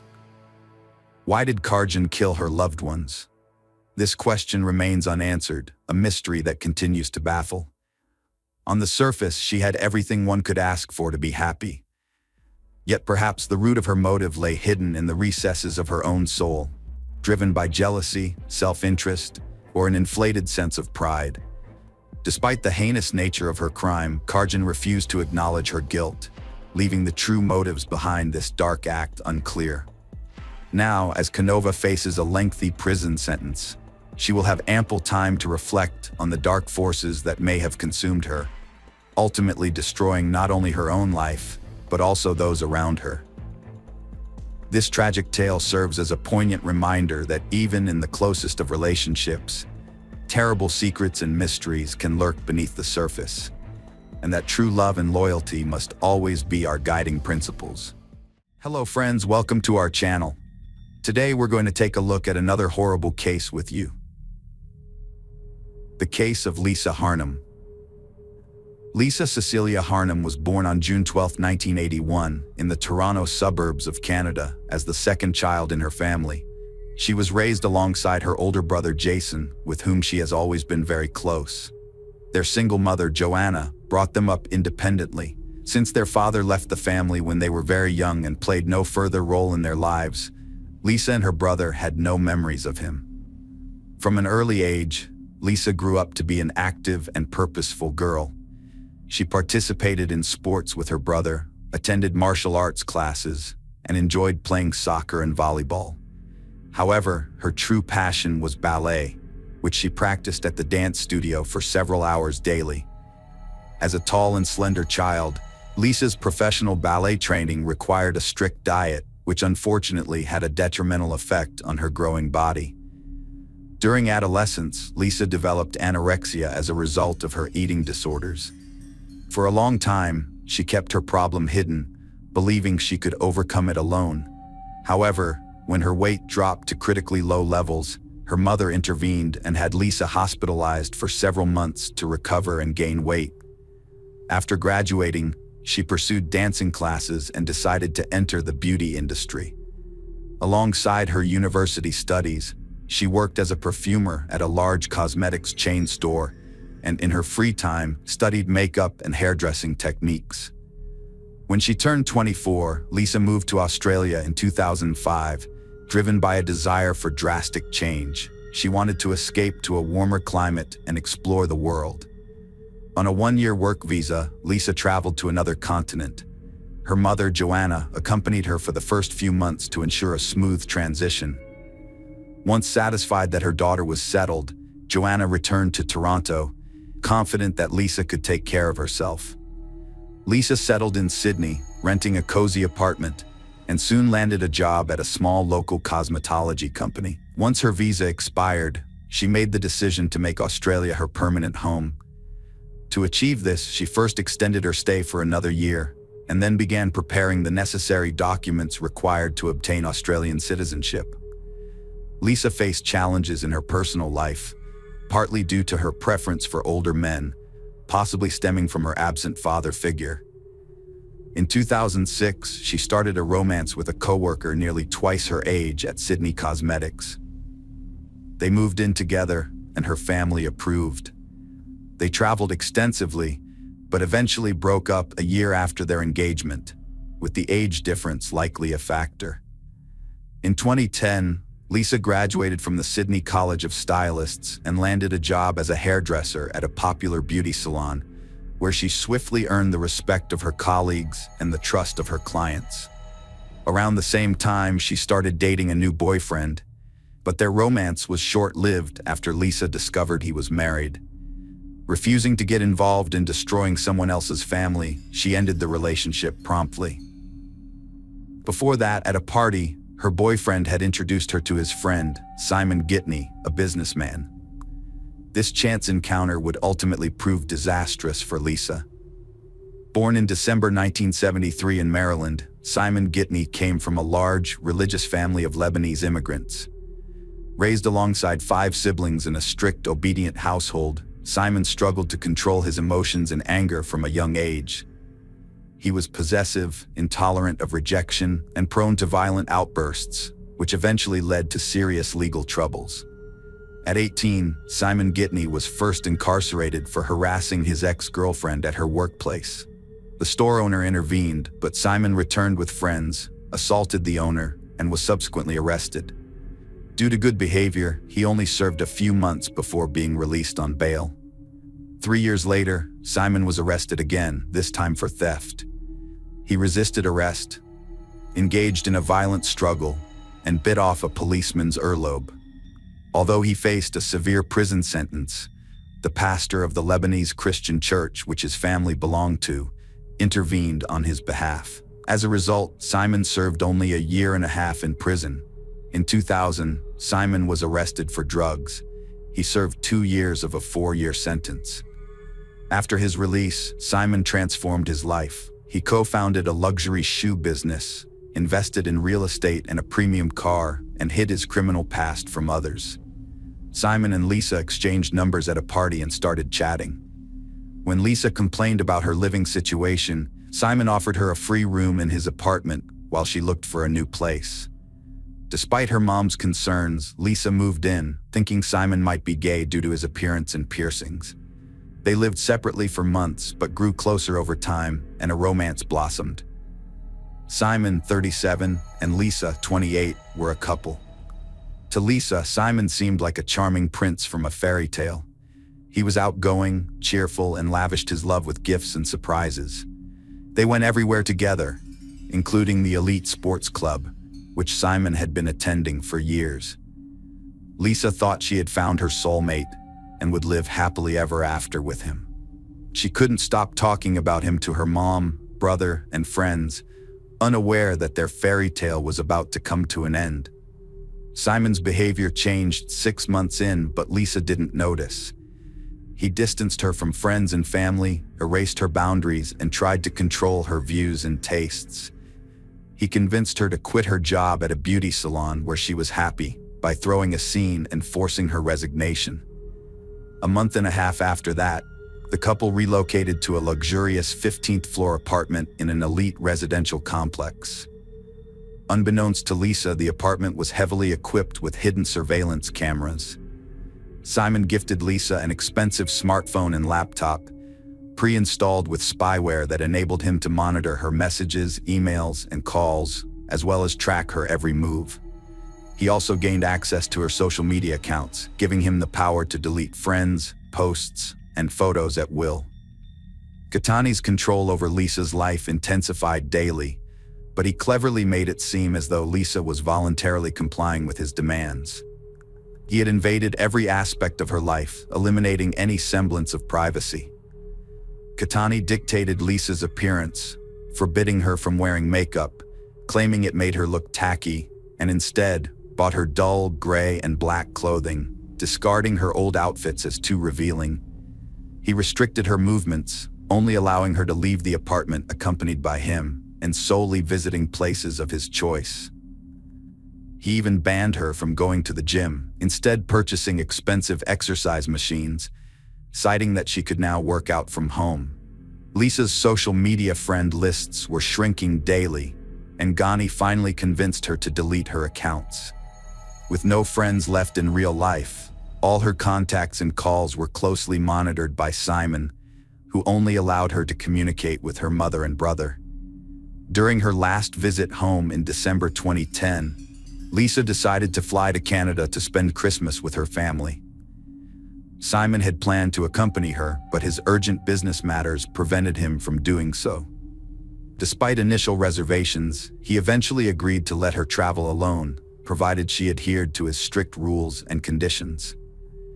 When Lisa arrived, Jason and Joanna were astonished by the drastic changes they saw in her. She was a shadow of her former bright and cheerful self, now devoid of makeup, with her luxurious hair hidden under a headdress and dressed in unflattering all-black attire. However, it was the internal changes that were truly alarming. Lisa would flinch at every phone ring, instantly grabbing the receiver, as per Simon's instruction to answer calls immediately, regardless of the time or her activities. During her stay at her mother's house, Lisa refused to see friends and rarely ventured out. Joanna was shocked by her daughter Lisa's behavior and decided to talk to her. Lisa broke down, revealing that Simon controls her life, tracking her every move and restricting her freedom. He doesn't let her work, see friends, or pursue hobbies. Joanna was horrified, urging Lisa to stay in Canada, but Lisa insisted she loved Simon and believed he'd eventually calm down. Despite her family's pleas to stay, Lisa decided to move back to Australia to be with Simon, disregarding their warnings that the relationship was unhealthy. She reassured her mother that everything would be fine, saying Simon loved her and wouldn't harm her. However, after her return, the situation deteriorated significantly. Simon restricted her from leaving the apartment, and when they went out together, he demanded that she keep her eyes fixed on her feet, avoiding eye contact with other men. Moreover, he started calling her Cecilia, her second name, as he believed it was more respectable. In the spring of 2011, Lisa started complaining about pain in her leg, an old injury from her youth when she took ballet classes. Instead of taking her to the hospital, Ghani hired a female physical therapist to give Lisa massages 3 times a week at their home. The therapist soon became Lisa's closest friend and confidant, and Lisa openly shared her concerns about her difficult situation with her. On June 12th, Simon organized a birthday party for Lisa at the most expensive restaurant in Sydney, but the guest list only included his relatives and close friends. Lisa wasn't allowed to invite anyone she wanted, making it an isolating celebration. At the end of the evening, Simon proposed to Lisa by putting a ring on her finger. She accepted, but her tears were not of happiness. Instead, they were tears of desperation and hopelessness, noticeable to everyone present. Back home, Lisa called her mother and tearfully shared the news of her engagement. However, her mother, Joanna, was not pleased with the announcement. She tried to convince Lisa to end the relationship and return to Canada as soon as possible. Lisa asked her mother to avoid discussing this over the phone, as she had already realized that her fiancé, Simon, was eavesdropping on their conversations. Lisa attempted to focus on the upcoming wedding and started making plans. When she tried to discuss the details with Simon, he curtly dismissed her, informing her that he would select the venue, choose her dress, and create the guest list. Lisa felt utterly powerless, having no say in the matter. During a subsequent physiotherapy session, Lisa confessed that she couldn't continue like this, but felt trapped because Simon refused to let her go. The physiotherapist and Lisa devised a plan. At each session, Lisa would secretly pass some of her belongings to the therapist for safekeeping, all while ensuring Simon remained unaware of her actions. On July 28th, Simon rushed out of the house, leaving his laptop behind, which was unusual for him since he always carried it with him. Lisa seized the opportunity to investigate, and her worst suspicions were confirmed. She discovered a spyware program on the laptop, which Simon had used to obtain all her phone data and recordings of her conversations with her mother. Even more disturbingly, she found surveillance footage from the security cameras installed in every room of their apartment. On the same day, Lisa used her physical therapist's phone to call her mother and begged her to take the next available flight to come and rescue her from the apartment. However, Joanna couldn't drop everything immediately. She needed time to arrange a shift swap with a colleague. In hindsight, Joanna would always regret this delay. Back home, Simon quickly realized that his fiancée had discovered the spyware on his laptop. Lisa broke down in tears, trying to understand why Simon would do such a thing, but he justified his actions by claiming they were for her own good. On July 29th, an intense conversation took place between the young couple, a recording of which would later be presented in court.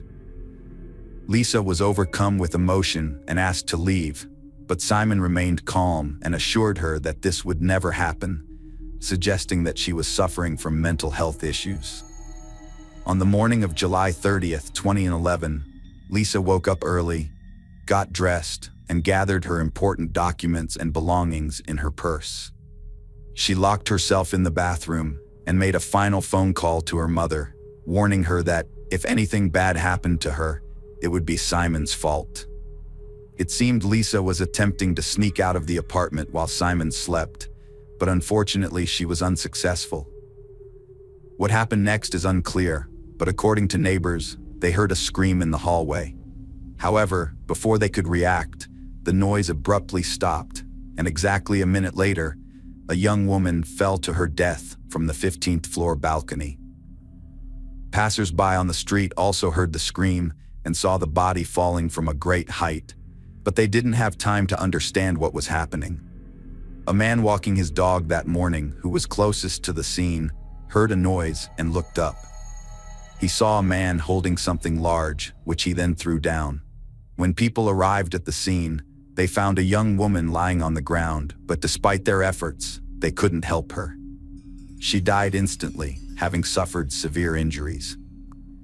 3 minutes later, Ghani, still in his pajamas, ran out into the street, crying and saying he didn't know how he was going to live without his fiancée, claiming he hadn't caught her in time.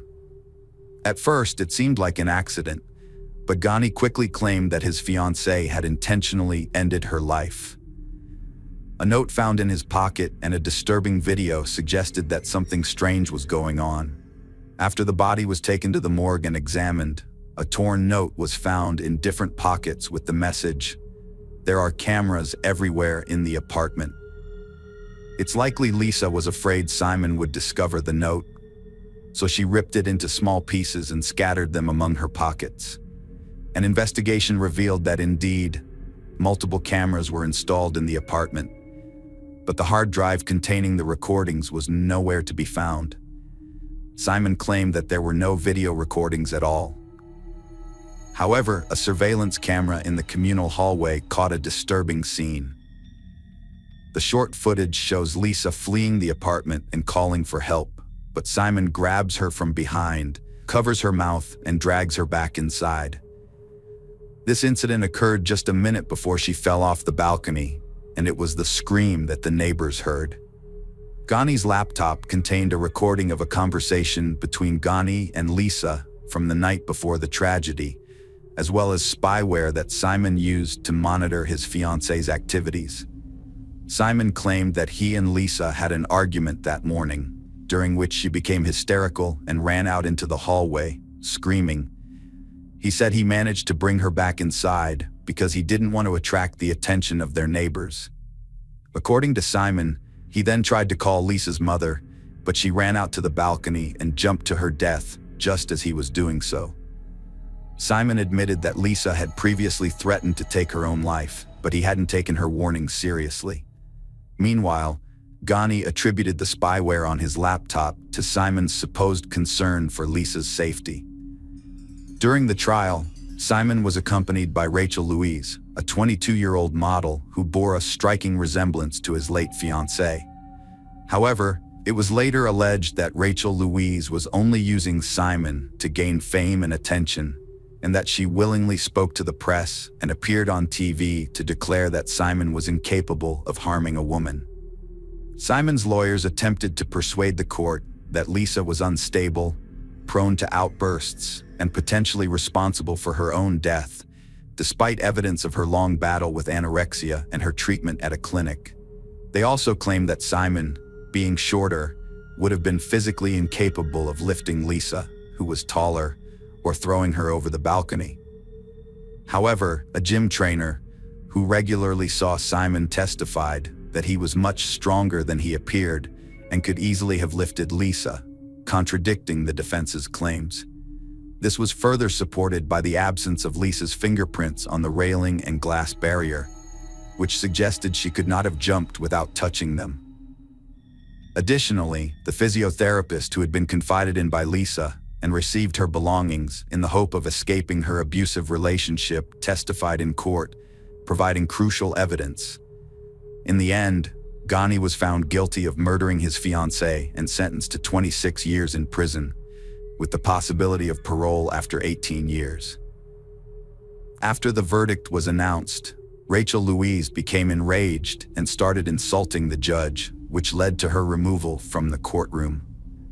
Simon and his legal team attempted to appeal the court's decision, but all their efforts were unsuccessful, and the verdict stood. Following the verdict, Rachel ended her relationship with her boyfriend, citing in an interview that it was challenging to maintain a relationship while he was incarcerated, although she still believes he is innocent. Hello friends, welcome to our channel. Today we're going to take a look at another horrible case with you. The case of Channin Christian. Hugh Christopher Newson Jr., commonly known as Chris, was born on September 21, 1983 in Knoxville, Tennessee to Mary and Hugh Newson, who raised him in a loving and large family. As the youngest child, he was deeply adored by his family members. During his youth, Chris showcased exceptional athletic abilities, particularly excelling in baseball throughout his school years. His coach firmly believed that he had a promising future in the sport, but a severe injury and the subsequent prolonged recovery process, unfortunately, ended his athletic career. Despite this setback, Chris possessed a multitude of talents.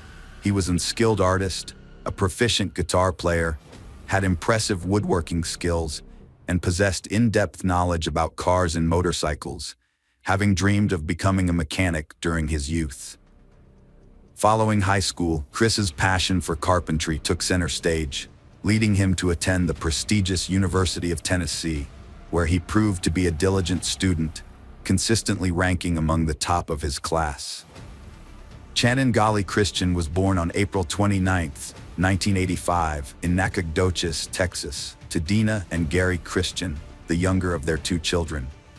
She grew up with her older brother Chase, with whom she had a close and loving relationship.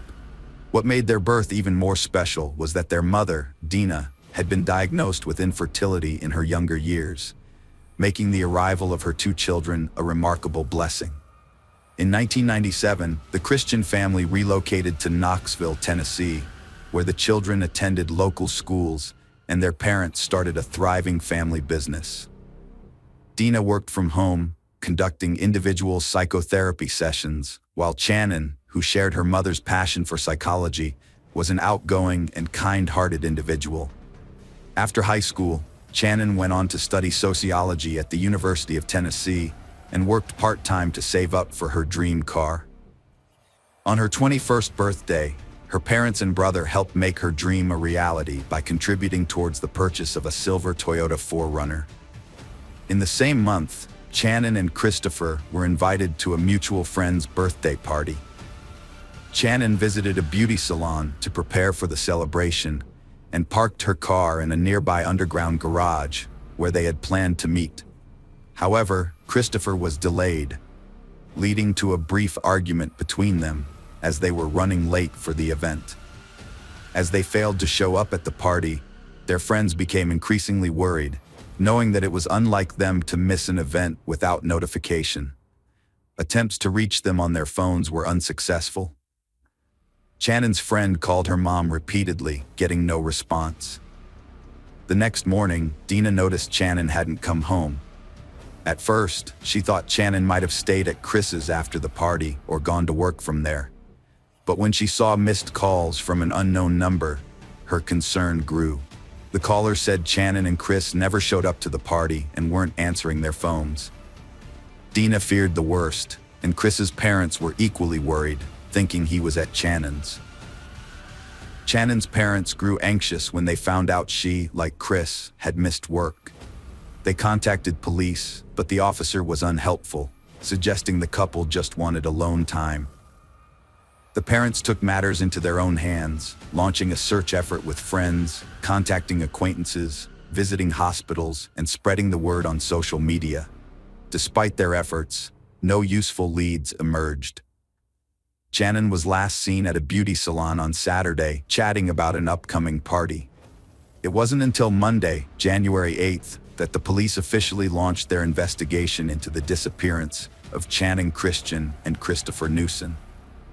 By then, thanks to the tireless efforts of their parents and friends, the entire city was aware of the missing couple. The previous day, rumors had begun circulating about a disturbing discovery near the railroad tracks, although no concrete details were available. A railroad worker, while inspecting the tracks in his designated area, discovered badly damaged human remains on the embankment beside the tracks. The body was in a gruesome state, with multiple injuries, and had been drenched in a flammable liquid in an attempt to set it on fire. Upon responding to the scene, the police cordoned off the area and conducted a meticulous examination, but were unable to find any significant clues or leads. After taking necessary photographs, the remains were sent to the morgue for an autopsy to establish the cause of death and attempt to identify the victim, although it was clear that the extensive damage and effects of the fire would make this challenging. Forensic experts determined that the body belonged to a young man who had suffered a brutal and prolonged death. The victim had sustained multiple injuries while still alive, indicating a severe and lengthy assault. Almost all of his teeth had been knocked out or damaged by blows, and he had been shot 3 times, twice in the back, and a final fatal shot to the head. Furthermore, traces of seminal fluid from at least 3 different men were found in his body, along with distinctive tears suggesting repeated violent assaults. When police reviewed recent reports of missing young men, they found that Christopher Newson matched the description in terms of age, height, and build. The officers then contacted his parents and asked for DNA samples to confirm the identity, while strongly advising them against viewing the body at the morgue due to its badly burned and unrecognizable state. Unfortunately, the DNA analysis subsequently confirmed that the body was indeed that of the missing student, Christopher Newson. The search for Channon continued, despite the distressing news about Christopher. Channon Christian's parents were still holding on to the hope that their daughter was alive, possibly being held captive somewhere. The last known location of her mobile phone was in one of Knoxville's more troubled neighborhoods on the day the couple disappeared, which suggested that they might have been taken there against their will. This led the parents to believe that Channon might still be being held in that area. In a secluded alley of this neighborhood, Channon's Toyota 4Runner was discovered abandoned and in a terrible state. The SUV was dirty, scratched, and had broken headlights and deflated tires. Additionally, all of Channon's personal belongings were missing, and the car was littered with cigarette butts. The seats were torn and stained, and the driver's seat was pushed far back, indicating that a large adult male had last driven the vehicle. A crumpled envelope with the address 2316 Chipman Street was found on the floor between the seats, likely dropped by the perpetrator. A local witness reported seeing 4 African-American males driving the SUV that Saturday evening, which stood out in that area. The fingerprints on the envelope led the police to Lamas Davidson, a man with prior convictions for serious offenses. His residence, located in an industrial area near a wasteland, had no witnesses. When no one responded to the police's knock and offered to surrender, they forced entry, hoping to find Channon alive inside. Inside the house, the police found Channon's purse, a stuffed toy from her car, Christopher's headphones and baseball cap, and a knife with blood traces. They also discovered torn and blood-stained fragments of women's clothing and, tragically, Channon's lifeless body hidden in the house's trash chute system, wrapped in 5 trash bags and bound in the fetal position under dirty sheets. Experts later determined that she likely died in the early hours of Monday, January 8th.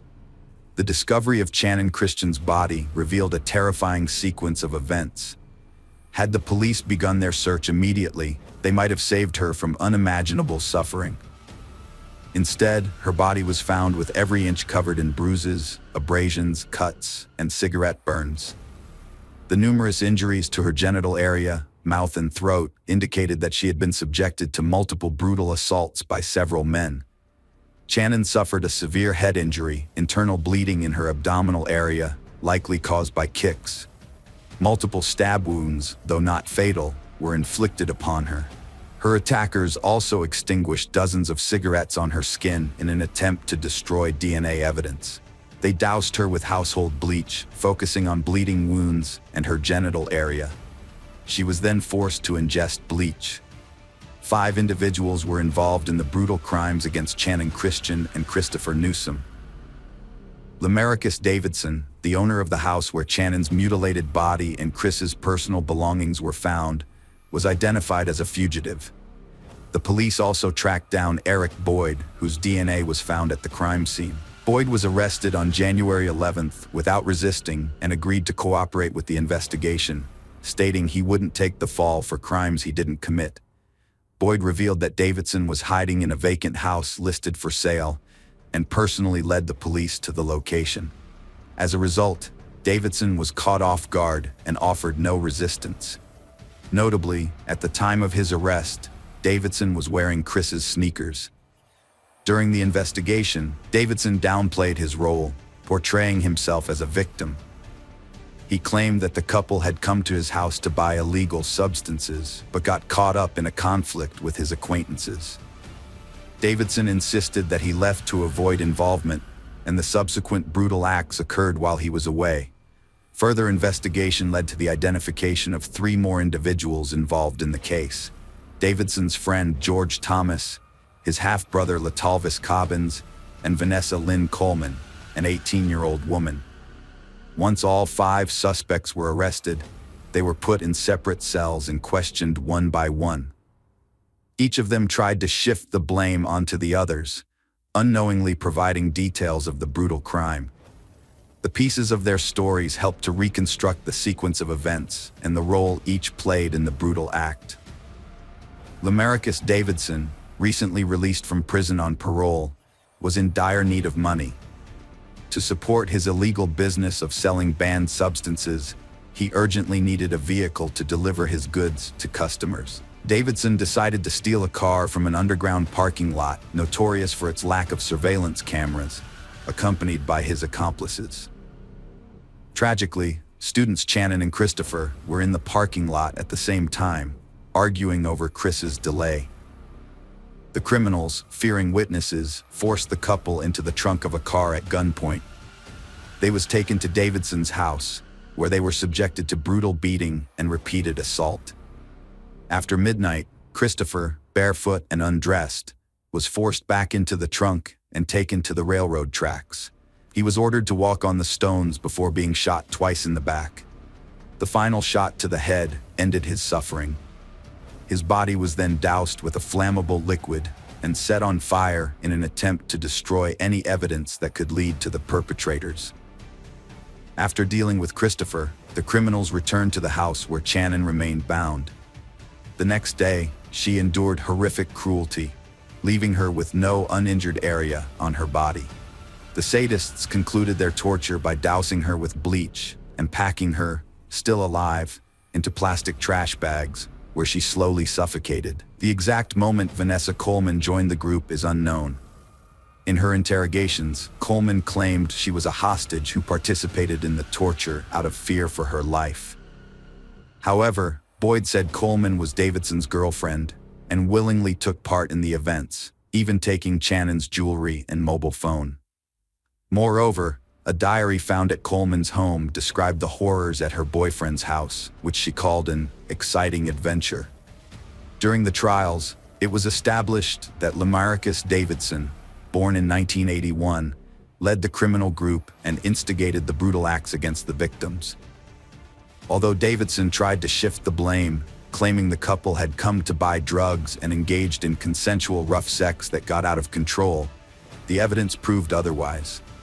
Davidson was found guilty on 40 counts, including assault, kidnapping, robbery, and cruel and premeditated murder. The jury unanimously sentenced him to death for his heinous crimes. Latalvis Cobbins, born 1982, was initially faced with the death penalty for his role in the brutal torture, assaults, and murder. However, he was ultimately handed a life imprisonment sentence without parole. George Thomas, born 1983, received a similar life sentence for his involvement in the same heinous crimes, with no possibility of release. Eric Boyd, who cooperated with the investigation and aided in the capture of Davidson, received an 18-year prison sentence. The investigation discovered Vanessa Coleman's, born 1988, involvement in the torture, assaults, and tragic murder of Channon. She was subsequently sentenced to 53 years imprisonment. In 2011, while the convicted felons served their sentences and Davidson awaited execution, the case took an unexpected turn.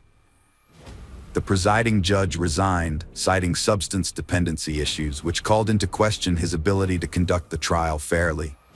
As a result, all verdicts from the previous 2 years were annulled, and new hearings were scheduled for the 5 individuals responsible for the tragic murder of the students. After retrials, Davidson's death sentence was upheld. Cobbins and Thomas both remained incarcerated, each serving a life sentence without parole. However, Thomas's sentence was later modified to include the possibility of parole after 51 years. Vanessa Coleman's original 53-year sentence was reduced to 35 years.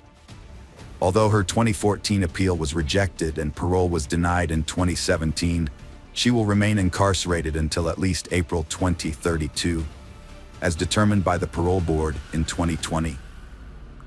Eric Boyd's circumstances drastically changed. Initially, he got a short sentence for cooperating, but was later retried and received life without parole for his role in the assaults and deaths of 2 victims. His accomplice Thomas testified against him, revealing new details, and got a 15% sentence reduction. Boyd's appeals failed, and he's now serving life at Bledsoe County Correctional Complex. Davidson awaits execution in Riverbend Max Security. The trial sparked media frenzy, leading to 2 new laws. One protects victims from defamation by the accused, who try to shift blame. The other eliminates the need for a judge's signature on a unanimous verdict, preventing retrials and sentence reviews. The house where Channon Christian and Christopher Newsom were brutally tortured was demolished in 2008. A memorial was built on the site in their memory. A charity foundation and golf tournament were established in Christian's name to support violence victims. A foundation in Newsom's name hosts annual baseball tournaments and awards a scholarship in his memory. Initial media reports of the case were inaccurate, sparking public outcry.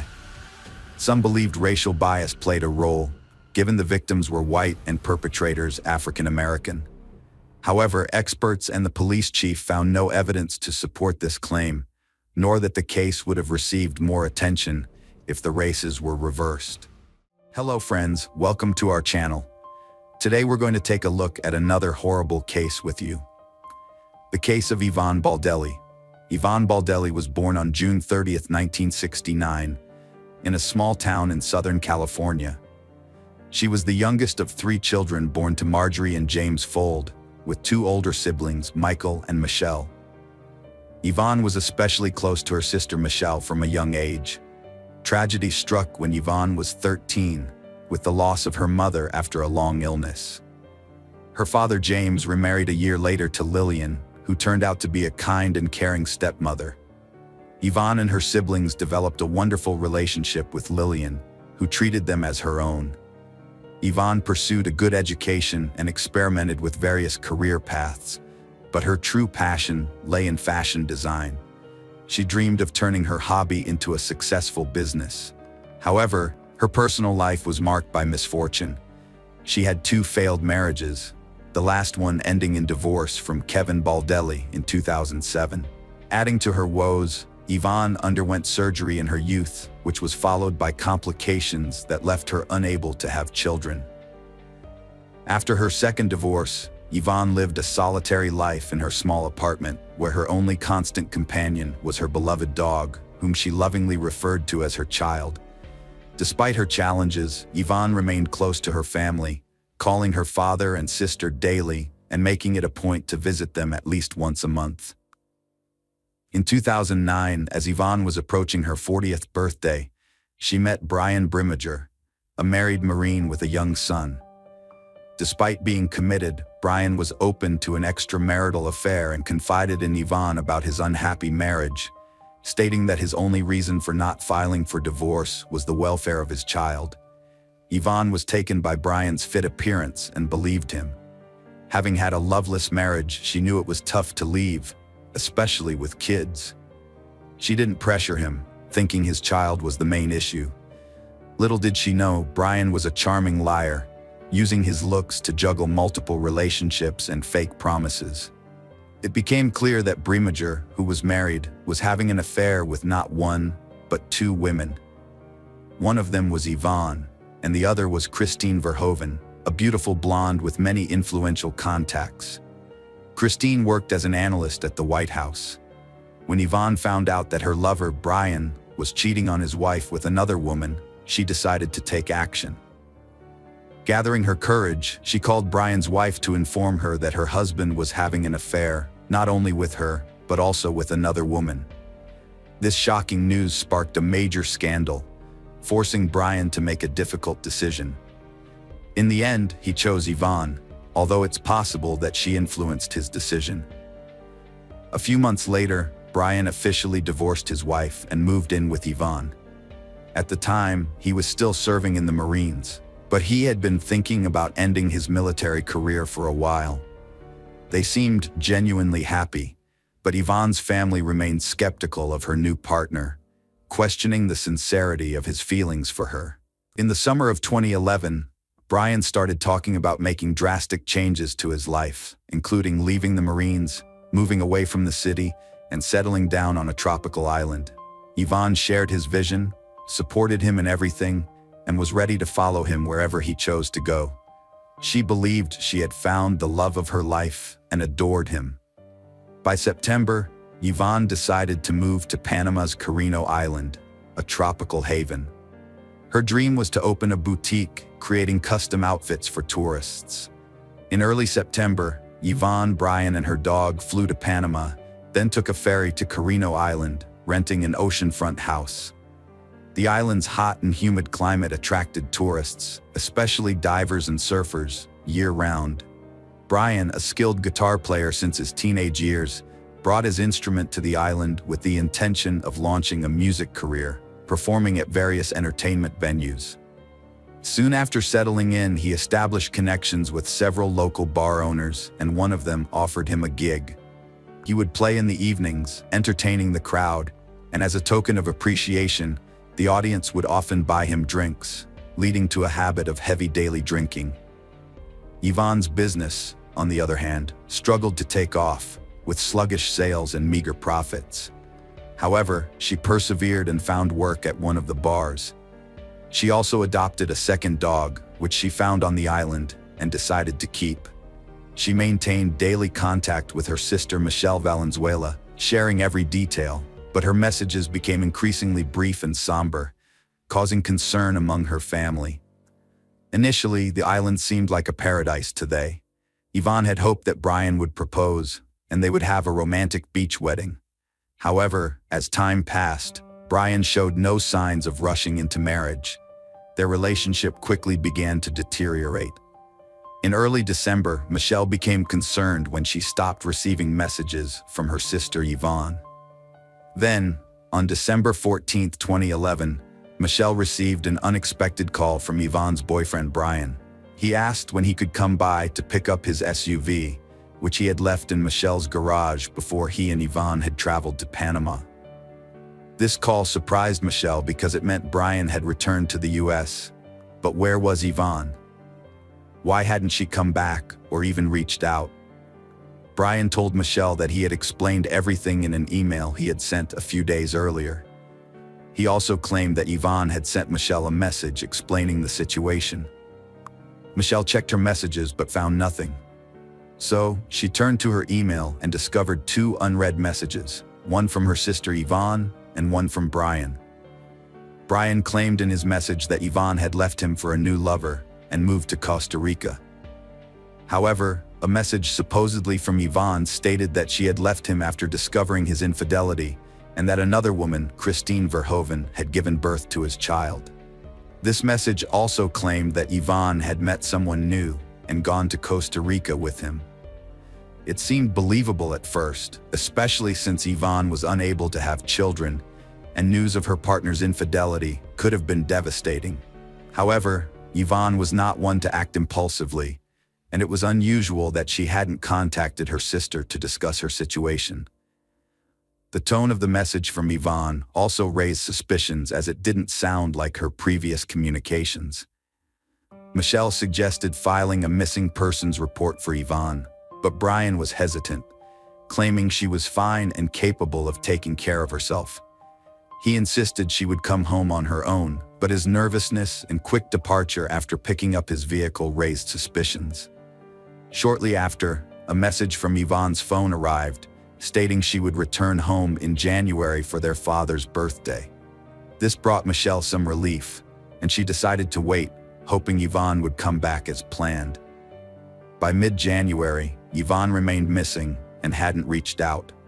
Meanwhile, Michelle was stunned to learn that Brian had unexpectedly married Christine Verhoeven shortly before the new year began. What made this even more surprising was that he had only parted ways with his previous girlfriend a few weeks earlier. Michelle's concern for her sister's safety prompted her to report Yvonne missing to the police, as she suspected Yvonne hadn't actually gone to Costa Rica. An official inquiry to Panama confirmed her fears, verifying that Yvonne Baldelli had not left the country.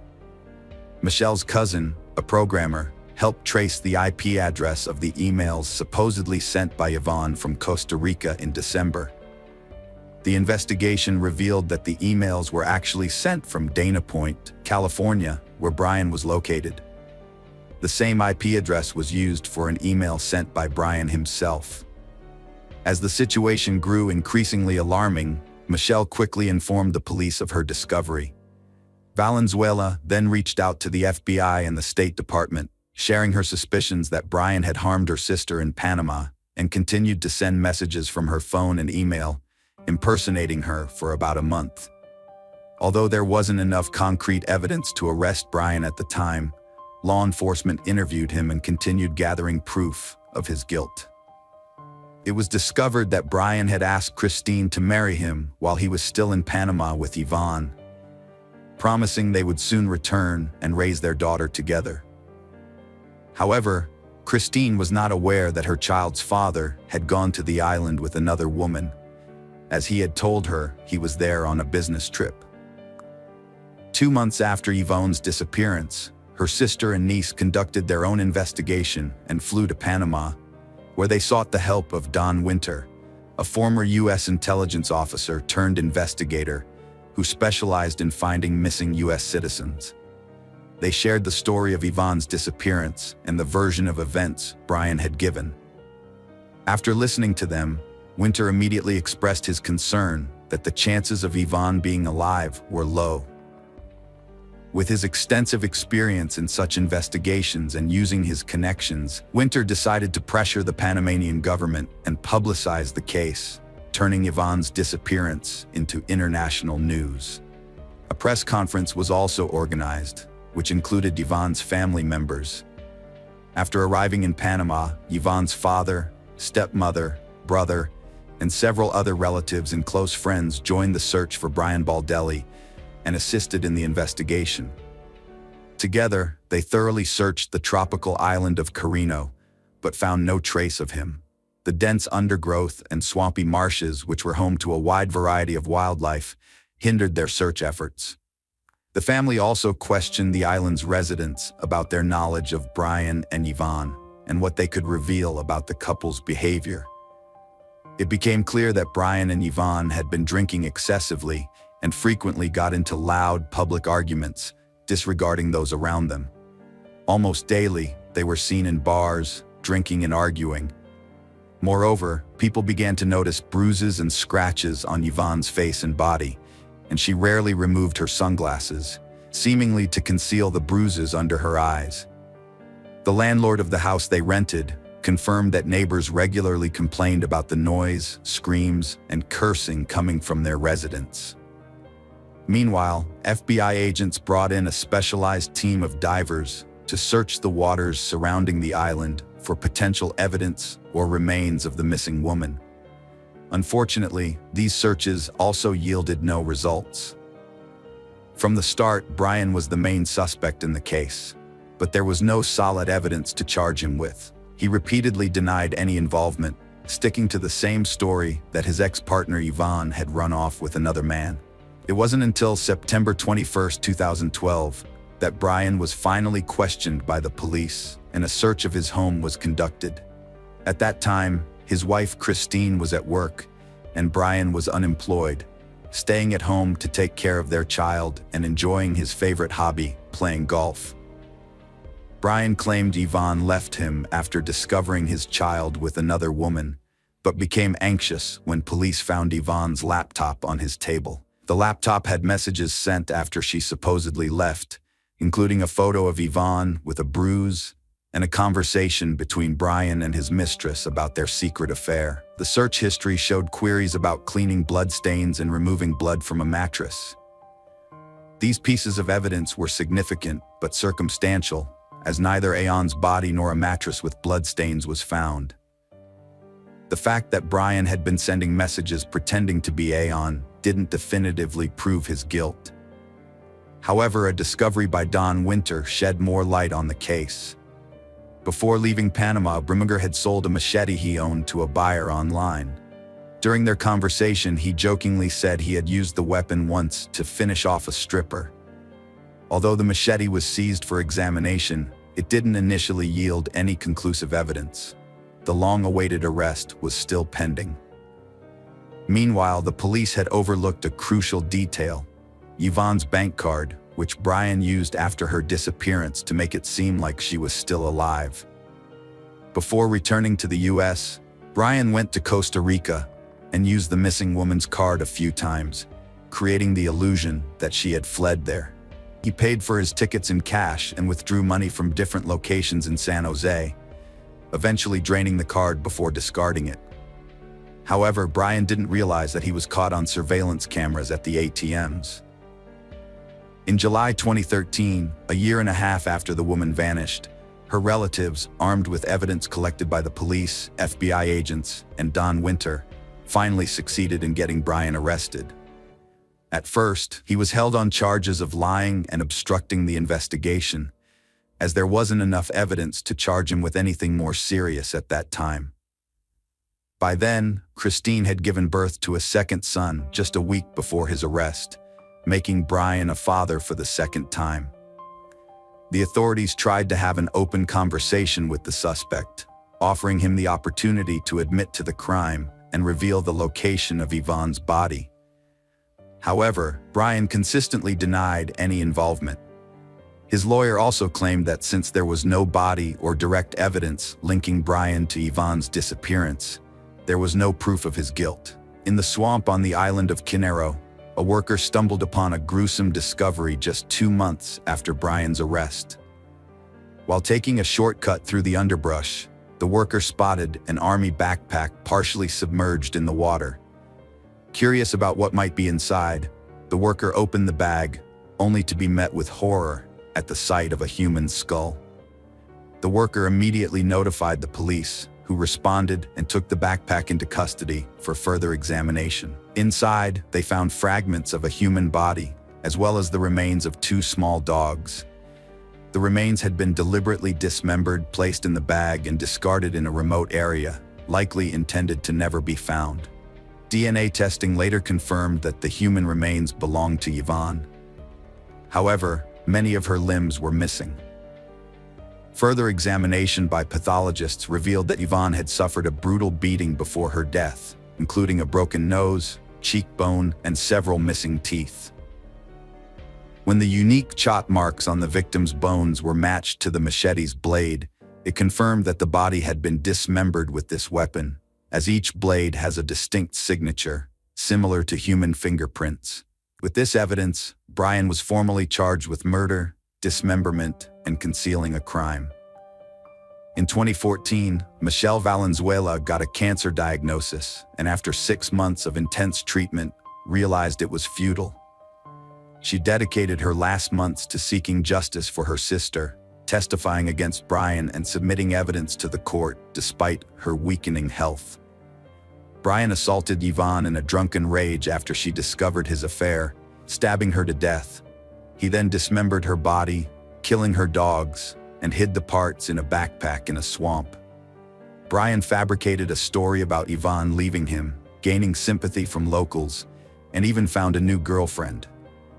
However, during the trial, his girlfriend testified against him, and he was forced to admit his guilt, claiming self-defense despite evidence showing he was fully aware of his actions.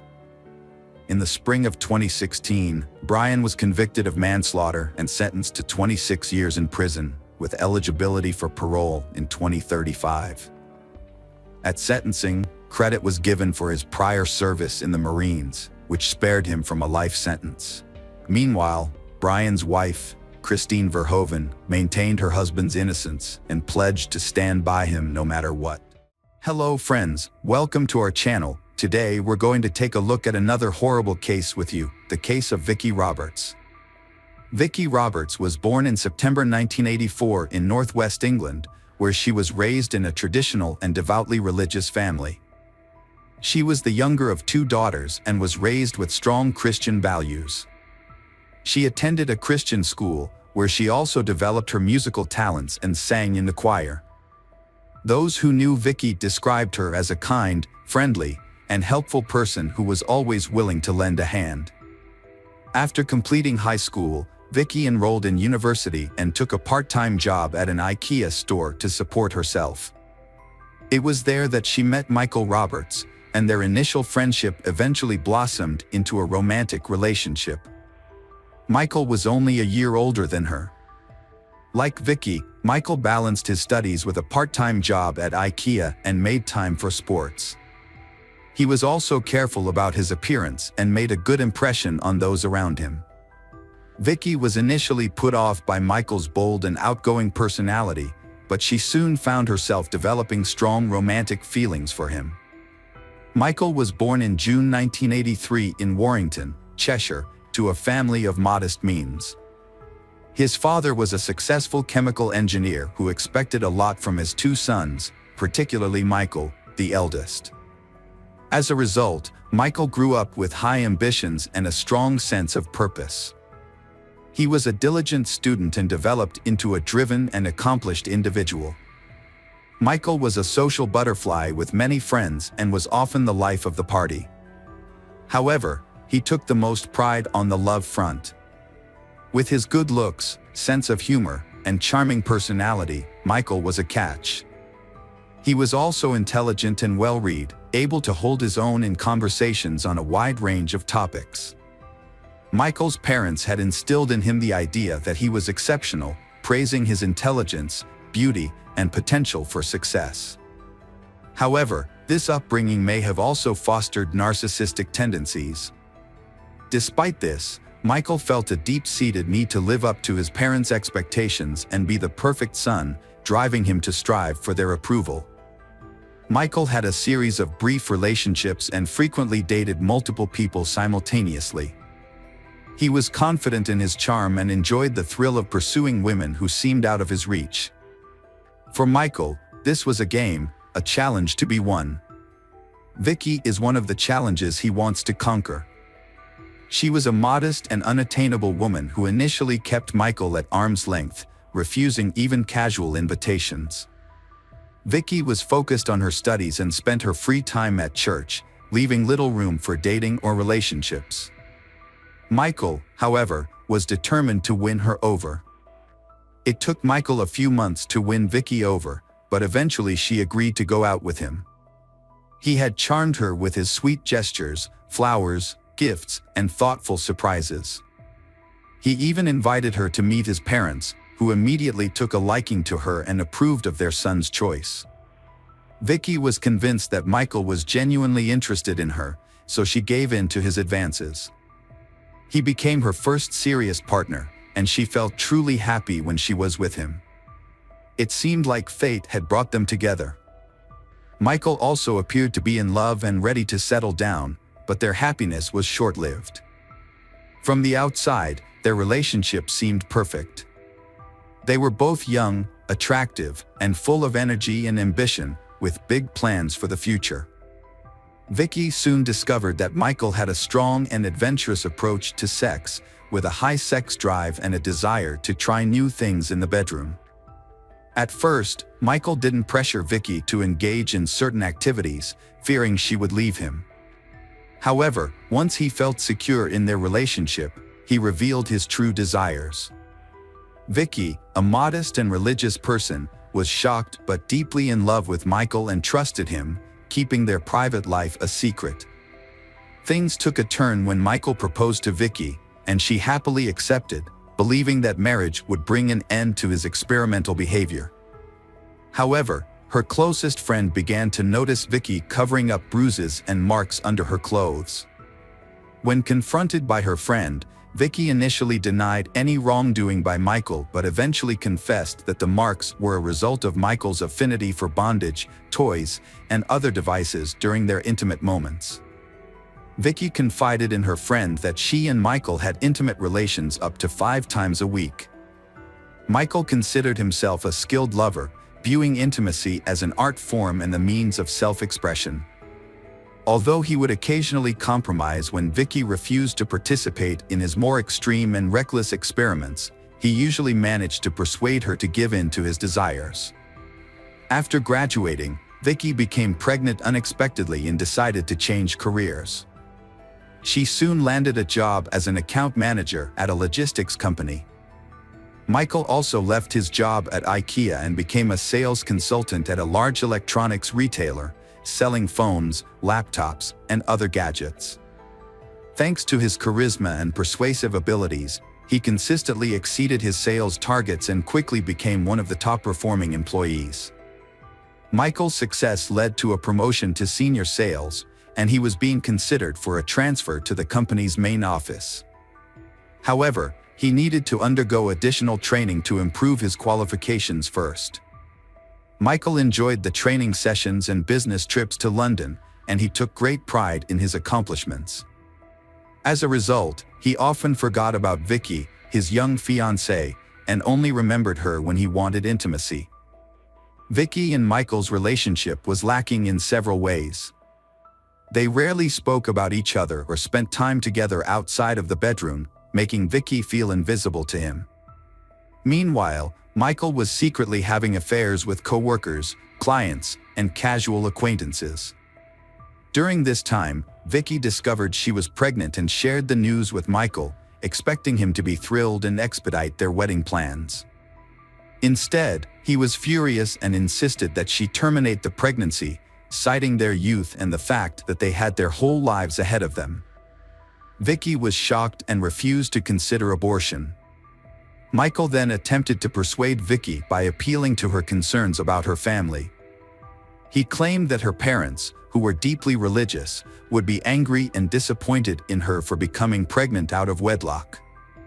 However, Michael promised that if Vicky agreed to have an abortion, they could keep and plan to have children after they were married. Vicky was faced with a tough decision, but Michael's persistence eventually won her over, and she went to the hospital. Unfortunately, the experience was complicated, and Vicky had to stay in the hospital for a few days. It took her nearly 3 weeks to recover. During this time, her doctor strictly advised her against intimate relationships. When Michael found out, he became furious. It was then that Vicky realized Michael had mental health issues and an addiction to sex. Without intimacy, he became unbearable, frequently leaving the house, citing urgent work matters. Vicky suspects Michael is having an affair, and she hoped that getting married would help him change his ways and be more committed to their relationship. As it turned out, their relationship was loveless, and Michael was leading a double life. Their 2-year engagement was just a convenient arrangement for him, as he had a loyal partner waiting for him at home, taking care of the household, while he maintained a string of mistresses on the side, which he frequently replaced. Vicky always trusted Michael and forgave him whenever he cheated, as long as he promised it wouldn't happen again. However, as time passed, Vicky began to pressure Michael into getting married, as she wanted to start a family and have children.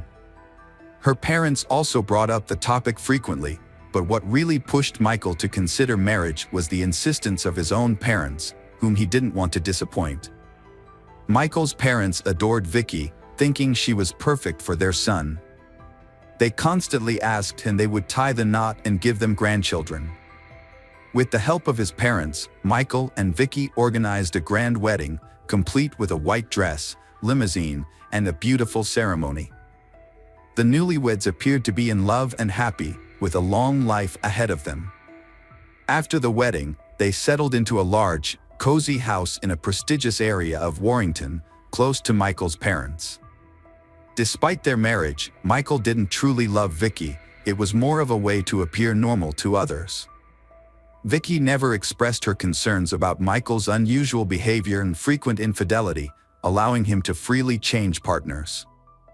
Meanwhile, Michael's career was thriving. He received a promotion and a significant salary increase after being transferred to a new office. His direct supervisor was Carrie Hall, the head of administration at Phones for You. Carrie was a decade older than Michael, divorced, and raising her son independently. Despite her tough exterior, she was attractive, well put together, and strong-willed, as her position demanded. For a while, she ignored Michael's subtle advances, but to him, her indifference was a signal to take action. Michael set out to win over Carrie, using his natural charm and eloquence to capture her attention. After about a month, Carrie reciprocated his interest, and they began a regular affair, meeting in hotel rooms. Their relationship was intense and passionate, with a focus on experimentation and exploration. Carrie, a confident and mature woman, was flattered by the attention of the younger Michael. She was aware that Michael was unlikely to end his marriage for her.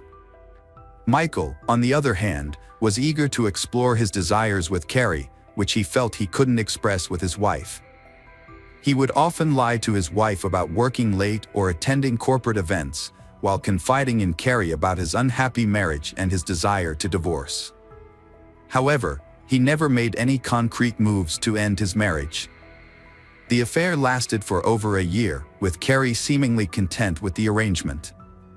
She made no demands for Michael to leave his wife and was satisfied with their clandestine meetings and the excitement they brought. Carrie's behavior changed as she started dressing more conservatively, covering her body with long sleeves and high-necked clothing, a departure from her usual style that highlighted her athletic build. Carrie confided in her close friend about her lover Michael's extreme intimate experiments, which often crossed a line. She showed her friend the evidence: a bite mark on her chest and bruises on her neck from his intense grip. There were also marks on her wrists from the ropes he used to tie her up, giving him complete control.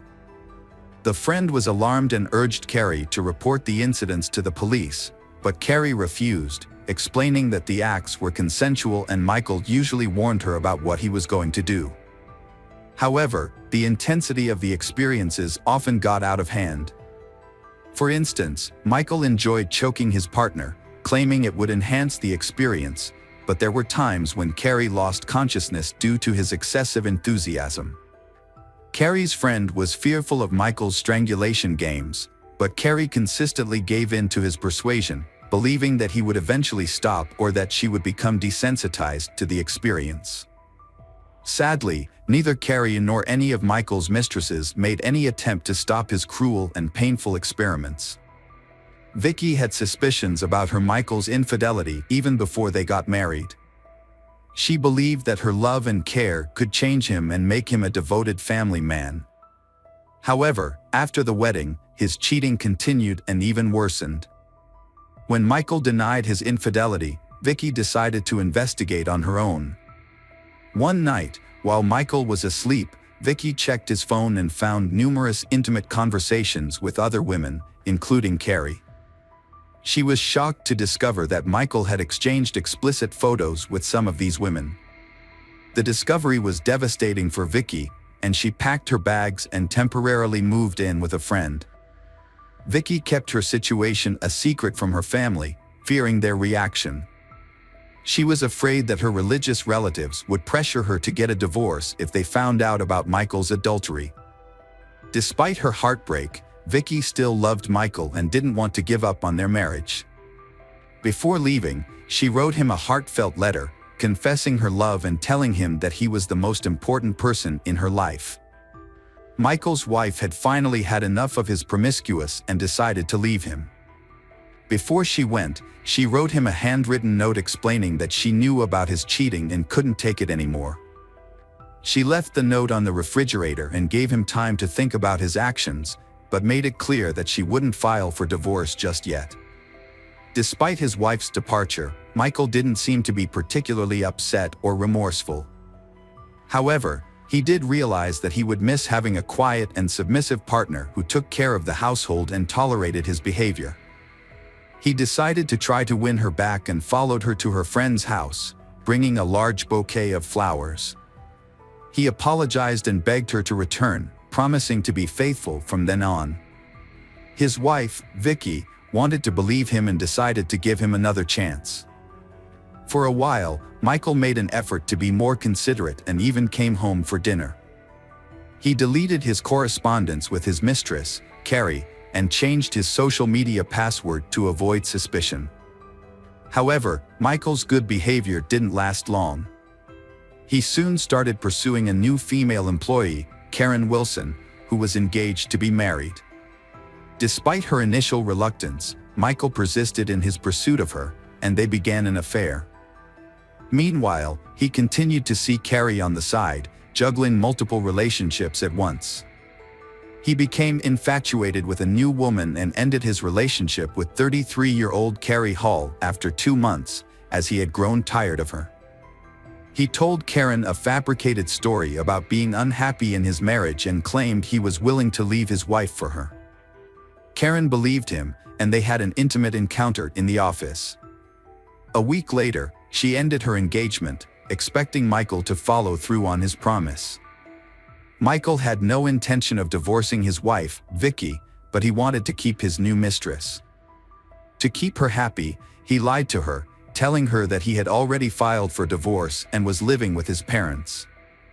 However, Vicky soon became suspicious that Michael was still cheating on her. She decided to take action and gathered evidence of his adultery. While Michael was in the shower, Vicky took his phone but found nothing incriminating because he had deleted all his text messages and changed his social media password. Undeterred, she waited until he fell asleep and then took his work laptop, where she found his social media account still logged in.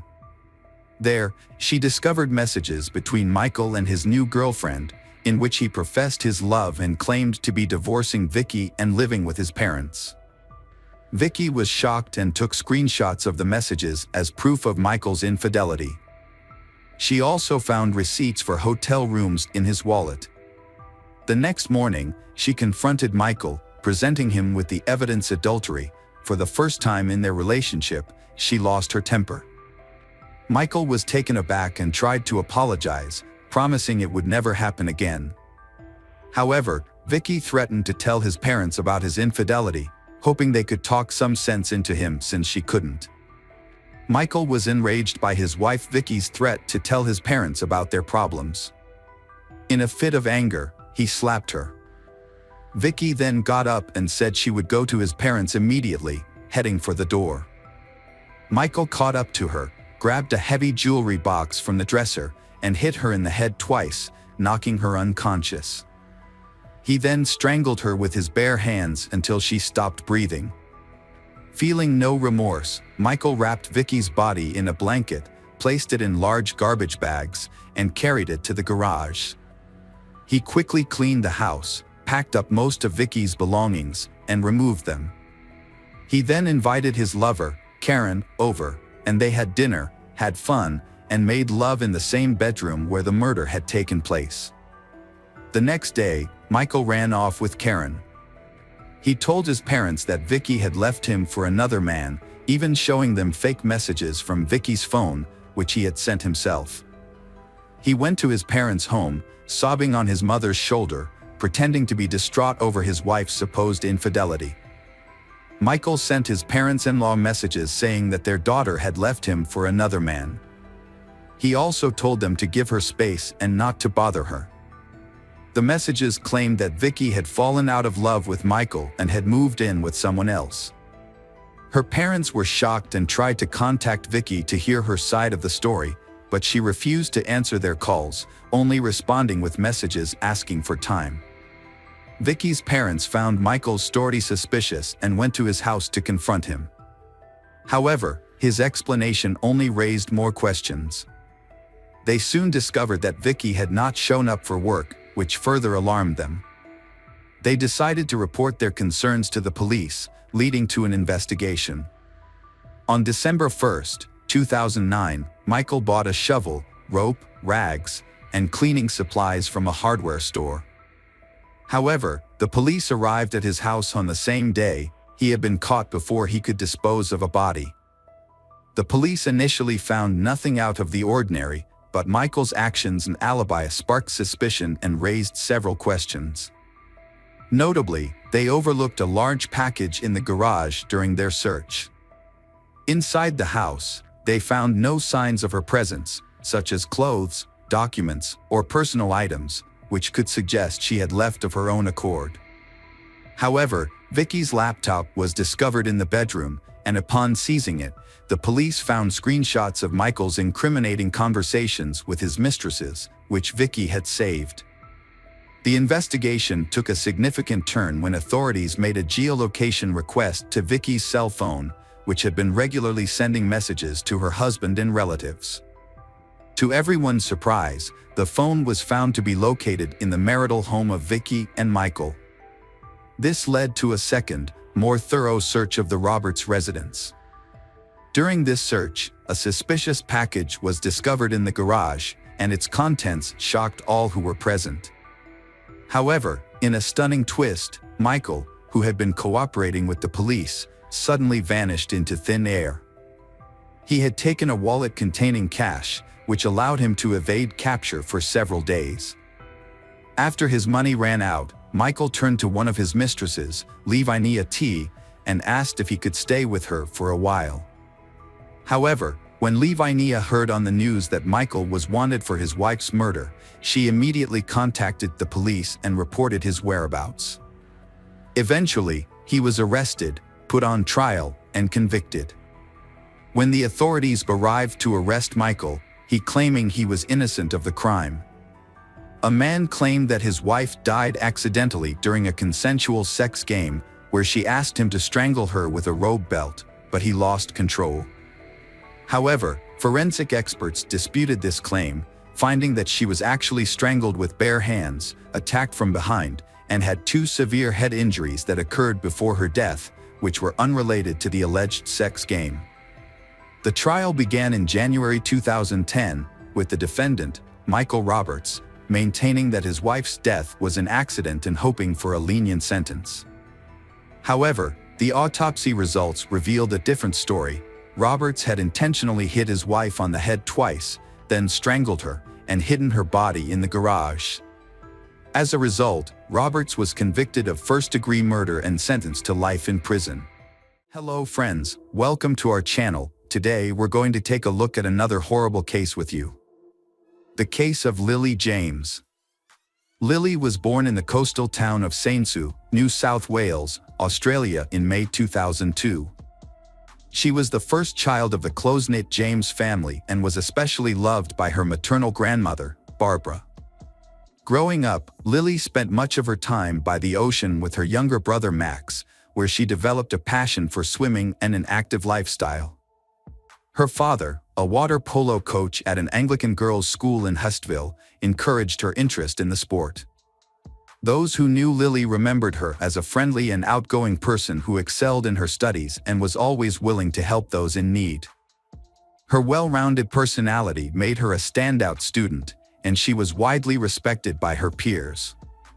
With her impressive talent and dedication, Lily succeeded in multiple areas, including academia, sports, and community service. She was also an accomplished performer, participating in her school's theater and dance club. Eventually, Lily's talents caught the attention of organizers from the prestigious Woodford Folk Festival, one of Australia's largest annual events, attracting over 125,000 attendees from around the world. As part of the celebrations, Lily performed a unique monologue from William Shakespeare's Macbeth.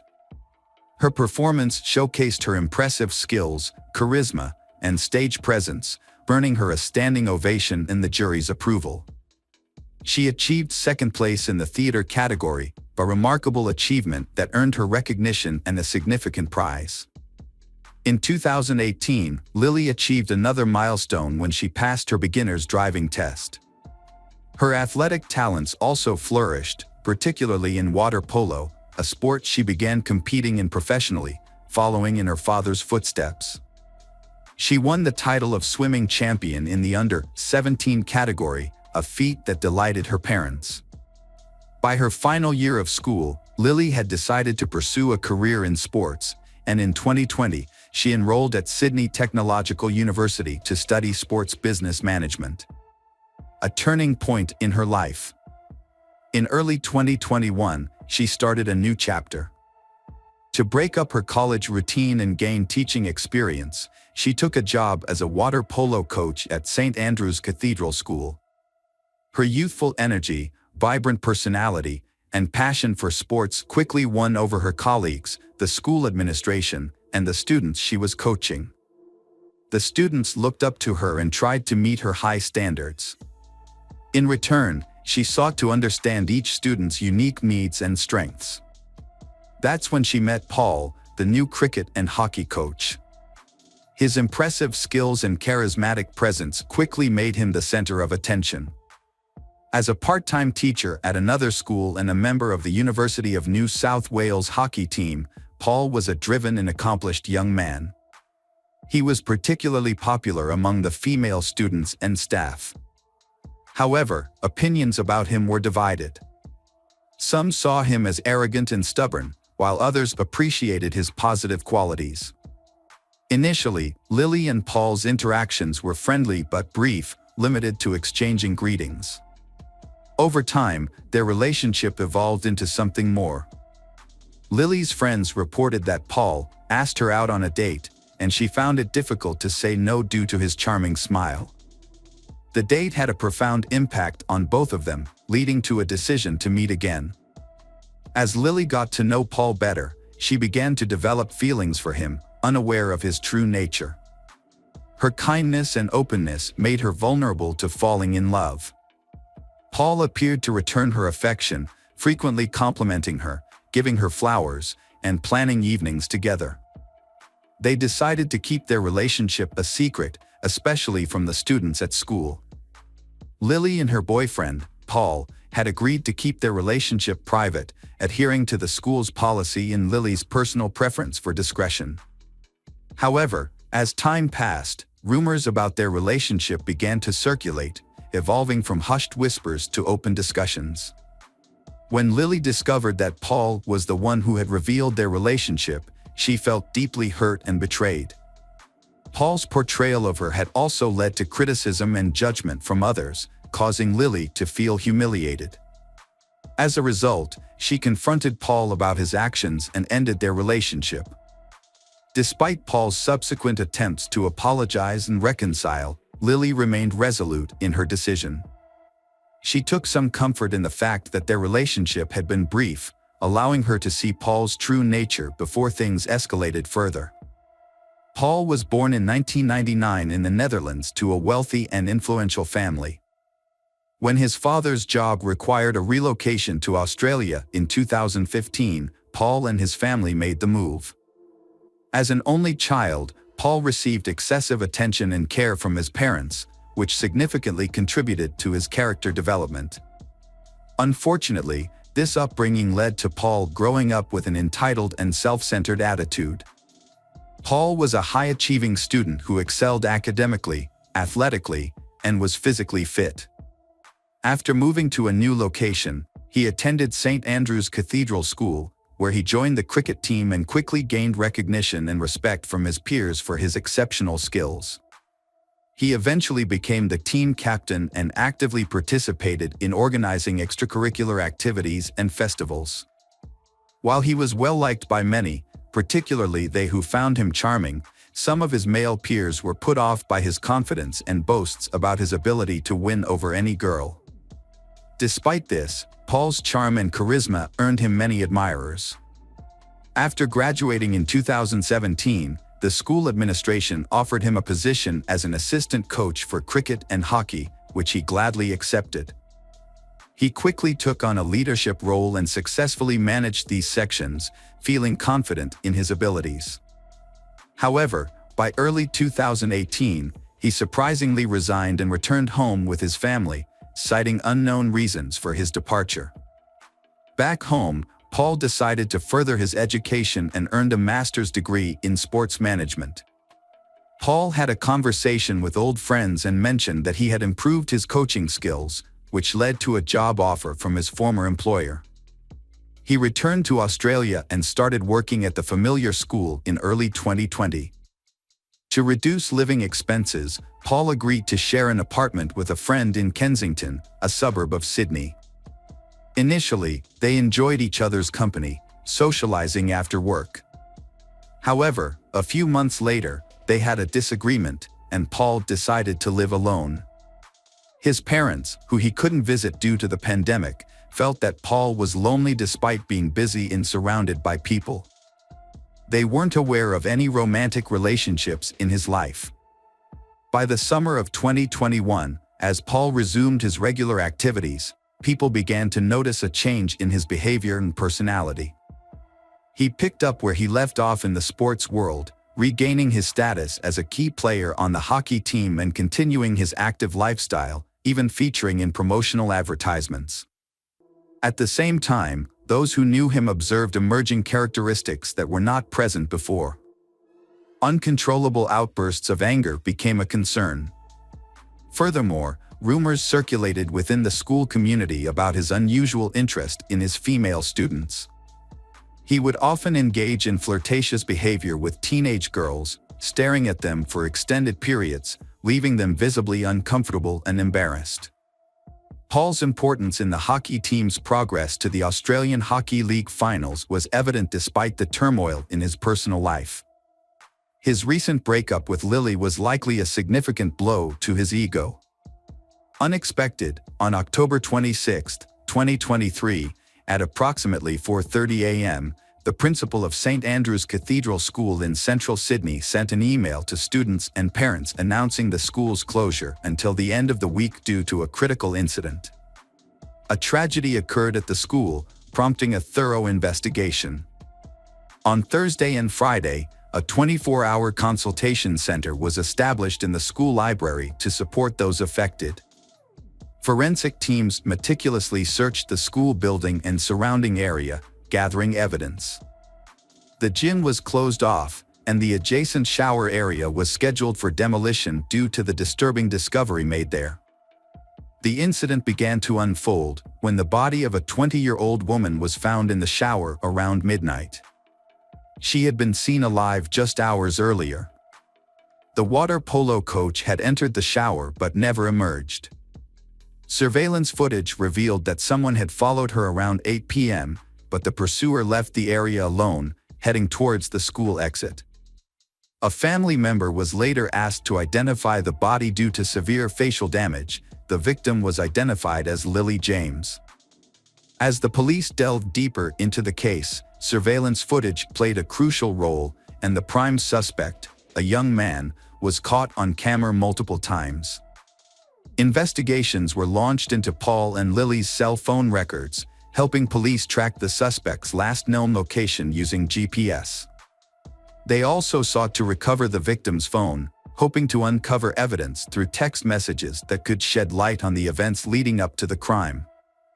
After successfully locating the devices, the police reconstructed the sequence of events, revealing that Paul had purchased a hammer from a hardware store just days before the crime. It seemed he was consumed by anger toward the victim and had planned a confrontation. On the morning of October 25, Lily followed her routine, attending the university and then heading to her job in the afternoon. Unbeknownst to her, her ex-boyfriend had other plans. Paul rented a silver Lexus and drove to the school, avoiding the building since he had no classes scheduled. He waited in the car, patiently biding his time. Once the students cleared out, he walked into the gym, concealing a hammer under his jacket to avoid drawing attention. From this vantage point, Paul observed Lily's movements, lying in wait for the perfect moment to strike. When Lily finished her training session and decided to take a shower, Paul saw his chance and followed her. An argument erupted, and in the heat of the moment, Paul attacked Lily, striking her head with the hammer. According to the pathologists, the impact was fatal, and Lily died instantly, without suffering. After waiting for an hour, Paul collected Lily's belongings and left the building. He then drove to Diamond Bay, where he disposed of the weapon in a trash can. Security cameras captured footage of him at the reserve at 8:47 p.m. His last known location, as tracked by investigators, was the Gap, a cliff in the eastern Sydney suburb of Vaucluse. As the community was still reeling from the initial tragedy, another shocking event occurred. On October 27, at 8 a.m., shopkeepers at Diamond Bay Reserve in Sydney's eastern suburbs made a disturbing discovery. A man's body was found just 11 miles away from the site of the first crime. A rescue team, including a bomb squad and Marine Corps personnel, was formed to retrieve the body. The body was recovered at 3:30 p.m. and taken for identification. Due to severe injuries, fingerprints were used to identify the individual. The victim was 24-year-old Paul, the same person who had been at the scene of the first crime. The investigation team faced a significant challenge in establishing a connection between the fatal incidents and uncovering the circumstances surrounding the events. The Gap is a notorious location with a history of suicides. Around 10 p.m., Paul used Lily's phone to send a message to her father, possibly revealing the location of her body. An hour later, the young man made a brief emergency call, but hung up quickly. When police arrived at the cliff, they found the personal belongings of Lily and Paul, but there was no sign of him. A rented car was parked nearby, suggesting that he may have taken his own life due to feelings of guilt or fear of facing the consequences of his actions. On October 26, police launched a search operation for his body, using helicopters and boats to scour the coastline. The first day's efforts were unsuccessful, but the next day, a body was found on rocks in a nearby nature reserve. With Paul deceased, the case was closed, and his parents collected his body, opting to cremate it in Sydney. A meeting was subsequently arranged with Tim Watson Monroe, a renowned forensic psychologist with extensive experience in analyzing the behavior of both criminals and victims. Mr. Watson Monroe was asked to share his insights on the incident and analyze the behavior of the perpetrator, Paul.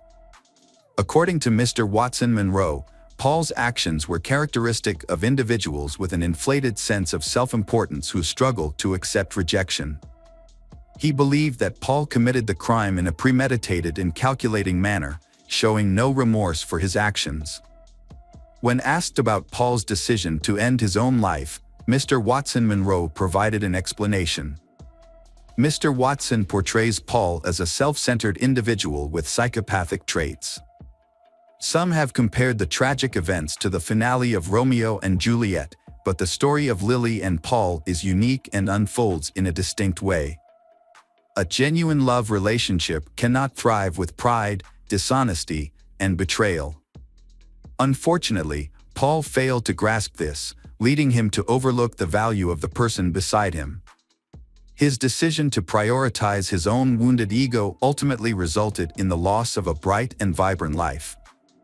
This not only caused lasting pain for Lily's family but also for Paul's own loved ones. Regrettably, his actions left a devastating impact on those around him.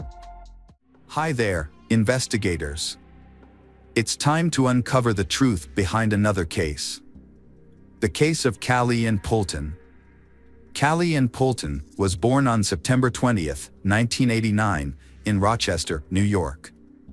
As an only child, she received all the love and attention from her parents. However, when Callie turned 3, her parents decided to divorce, and she stayed with her mother, Judy. Despite the divorce, Callie's father maintained a good relationship with Judy and regularly visited his daughter. After the divorce, Judy moved to a quiet suburban apartment complex in Rochester. Although Callie's father helped with childcare, Judy faced financial difficulties. To make ends meet, she took on a part-time job delivering magazines to her neighbors. Her goal was to save enough money to take Callie on a trip to Disney World the following summer. On the evening of May 23, 1994, Judy was preparing for her delivery shift. She was at home, inserting leaflets into the magazines, when Callie asked to go for a walk. It was an evening, and Callie wanted to ride her tricycle. Judy checked outside and saw other children playing in the yard, so she allowed Callie to go out for a short time, instructing her to stay within the yard. Callie ran outside with her tricycle, and Judy planned to finish preparing the magazines and then take Callie to McDonald's after completing her delivery route. Judy stepped outside with the magazines, intending to call out to her daughter Callie, but Callie was nowhere to be seen. Judy looked around the yard, called out her daughter's name, but there was no response. She searched the yard and then the surrounding complex grounds, but Callie was gone. Usually, when Callie rode her tricycle, the creaking of its wheels was noticeable, but now there was silence. As Judy's panic grew, she began to cry out for her daughter, drawing the attention of the neighbors. They joined her in searching for Callie, but no one had seen Callie. The complex was heavily wooded, and a fence separated the houses from the nearby highway, making it unlikely that Callie could have wandered off on her own. Judy knew that Callie was only allowed to ride her tricycle in their yard, and Callie had always obeyed her mother before. It was also unlikely that Callie could have gone far on her small bike without being seen. With each passing minute, Judy's fears grew, and she decided to call the police. The officers arrived quickly and began a thorough search of the complex. As the search continued, officers went door to door, asking if anyone had seen Callie. Police suspected that Callie was still in the complex, and they believed the suspect was likely a resident of the complex. It would have been difficult for an outsider to get inside, kidnap Callie, and drive away without being noticed. To assist in the search, residents of the 300-apartment complex voluntarily allowed police to enter their homes. In case there was no one in the house, the complex manager used the spare key to search. Unfortunately, searching each apartment yielded no results. Callie and her bike were not found. After an all-night search, the case was reclassified as a kidnapping at around 4 a.m. A specialist unit took over the case, and detectives questioned Judy about possible enemies. They asked Judy if Callie's father was involved, but Judy ruled this out and said he had no motive. Detectives also asked if Judy had noticed anyone suspicious among the residents. She mentioned Mark, a 22-year-old man who had just moved in with his wife and young son. Judy noticed Mark's behavior was unusual. Judy and Mark spoke briefly a few times, and during one conversation, Mark commented that Callie was beautiful. Although Judy had heard similar comments from others, Mark's tone made her uncomfortable. What really caught her attention, however, was when Mark added that he had spied on all the little girls in the complex and that Callie was the most beautiful. Judy became increasingly wary of Mark after their conversations, and she made an effort to limit her interactions with him. Even though they still occasionally crossed paths in the yard. One conversation in particular raised her suspicions. Mark asked Judy if Callie would tell Judy if someone tried to touch her. Judy found this question alarming and quickly ended the conversation. As a result, she no longer allowed Callie to play with Mark's son, even when she was present. During her conversation with detectives, Judy recalled a detail that had previously seemed insignificant. When she was searching for Callie, she had asked Mark if he had seen Callie, and he claimed he didn't. Judy also noticed that Mark's sneakers were missing their laces, but at the time, she was too worried about Callie to think much of it. The detectives brought Mark in for questioning, and he denied any involvement in Callie's disappearance. He even agreed to take a polygraph test, which he passed. However, Judy's own account provided Mark with an alibi, as she had seen him on the playground with his son at the time she was searching for Callie. The police also searched Mark's apartment but found no sign of Callie or her bicycle. As a result, Mark was no longer considered a suspect, and the investigation continued without any leads. The police investigation into Callie's disappearance began by questioning her mother, Judy, as a standard procedure. Judy cooperated fully, answering all their questions, but she found it distressing that the police were focusing so much on her when they had no other leads. As the search for Callie continued, the case received widespread attention, with news reports, billboards, and flyers throughout the city. The police received over 1,000 of tips, but unfortunately, each one led to a dead end, and the case remained unsolved for months. Despite the lack of progress, Judy remained hopeful that her daughter would be found alive. She quit her job to devote all her time to the search, printing and posting flyers, contacting media outlets, and working tirelessly to keep the case in the public eye. With the help of some compassionate supporters, she was able to raise $100,000 as a reward for any useful information. Judy's efforts led to national television coverage, including appearances on The Oprah Winfrey Show and a popular TV show about unsolved crimes. Judy also partnered with local businesses to distribute flyers in their offices, establishments, and on commercial vehicles. She even convinced 2 airlines to include the flyers in ticket envelopes. Although these efforts generated new leads, the police were unable to make any significant progress in solving the case. The turning point in the case occurred when a woman called the police on August 9, 1996 to report a serious argument with her husband. She was tired of his strange behavior and wanted a divorce. In an attempt to persuade her to stay, the husband confessed to a shocking crime. He had killed Callie. The woman was stunned and immediately called 911 and revealed her husband's identity to the police. The husband's name is none other than Mark Christie, Judy's neighbor. However, the detectives faced a significant obstacle. Under state law, any information shared between spouses was protected and inadmissible in court. This meant that even if Mark's confession was true, the police couldn't use it as evidence to arrest or question him. Furthermore, Mark had been in his yard with his child shortly after Callie's disappearance, and his apartment had been searched early in the investigation, making it unlikely that he had the opportunity to kidnap and kill her. The detective in charge of the case, Detective Crow, decided to talk to Mark after hearing his wife's story. Mark and his family had moved out of the complex just weeks after Callie went missing due to serious allegations. Mark had been accused by the two girls' parents of standing naked in front of his house, which made the detective suspicious. Although no investigation had been launched, the incident appeared to be suspicious. Crow traveled to Mark's new home, 50 miles from Rochester, but encountered resistance. Mark's mother opened the door and said her son would not talk to the police without an attorney present. Mark learned about his wife calling the police and contacted a lawyer. This meant that the police could not use Mark's confession to his wife as evidence, and his lawyer could prevent any questioning. Despite this, Crow persisted. While talking to Mark's mother, Mark appeared and Crow persuaded him to answer some questions about Callie's case.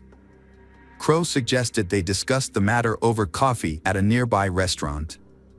Mark agreed to Crow's surprise, but only on the condition that Crow would then take him to see his lawyer.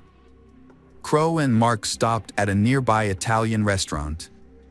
Crow tried to engage in the conversation normally, avoiding any pressure or tense questions. This approach seemed to work as Mark began to open up more while they waited for their food. Mark expressed deep remorse for his actions towards Callie and explained that her image had haunted him for the past 2 years, constantly appearing on news reports and flyers. Crow tried not to scare Mark. Crow had spoken to Mark before in the early stages of the investigation. But this new conversation felt different. Crow believed that Mark was feeling proud of having avoided capture, so Crow decided to appeal to Mark's ego. Crow told Mark that Mark was actually smarter than the entire investigation team, and Mark responded by saying that he didn't want to sound boastful, but his method of handling the bike was actually very smart. Mark offered to share details about how he got rid of the bike, but only on the condition that Mark wouldn't discuss anything else. Crow maintained a friendly and non-threatening tone, reassuring Mark that he was in control of the conversation and could share as much or as little as he wanted. Mark said that Callie's tricycle had been in his apartment 3 days after she went missing. Mark knew that the police would probably search every apartment without a warrant when a child was in danger, but Mark found a loophole in the law. Although police could search for a missing child, they were not allowed to search for physical evidence. This meant they could only test spaces that were large enough for a child to fit. To hide the bike, Mark decided to disassemble it and hide the bike's parts in small and hard-to-reach areas of his apartment. He wrapped some parts in clothes and put them in the closet, and put other parts in small bags and took them out to the car. He then dumped the pieces in various locations far from home. Meanwhile, the police were stationed at the exit of the complex, checking each car, but since they were only looking for Callie, the small bags containing the bike parts did not arouse any suspicions. Detective Crow saw an opportunity to get a full confession from Mark. Crow took a sympathetic approach, suggesting that Callie's death may have been an accident and not Mark's fault.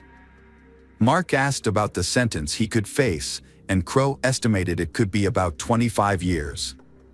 Mark felt this was unfair, as it meant he had to spend half his life in prison and away from his family. He also mentioned that he had lived with guilt for 2 years, implying that this should be taken into account when sentencing. Despite Mark's questionable logic, Crow continued to encourage Mark to confess, suggesting it would bring him relief. Mark agreed to tell the truth, but only after consulting with a lawyer. Crow knew that Mark's lawyer would advise Mark against confessing to a crime without solid evidence.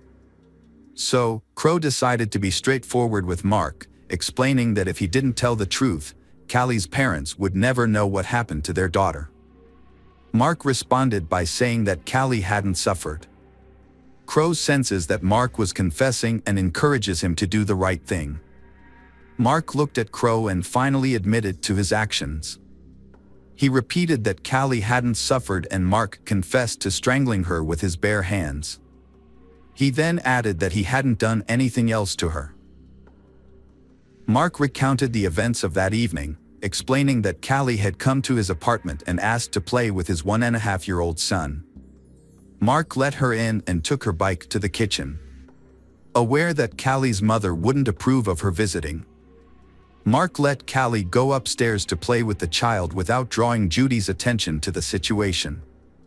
However, when Mark heard Judy calling out for her daughter in the yard about 10 minutes later, he panicked. He knew that Judy would be furious if she discovered that he had let Callie into his house without permission. In a moment of desperation, Mark went upstairs to the children's room and strangled Callie with his bare hands. Detective Crow was skeptical about certain aspects of Mark's story from the start. It seemed more plausible that Mark had lured Callie into his apartment under false pretenses, taking advantage of his wife's absence at work. Once inside, Mark might have attempted to molest Callie, but when he heard Judy calling out for her daughter, he may have panicked and killed Callie to avoid being exposed. Crow recalled that Judy had seen Mark wearing sneakers without laces, which suggested that he had used them to strangle Callie. This detail implied premeditation, contradicting Mark's claim that the crime was spontaneous. To avoid raising Mark's suspicions, Crow decided to continue listening to his story. Mark claimed that after the murder, he left Callie's body in the kitchen and took his son outside to establish an alibi.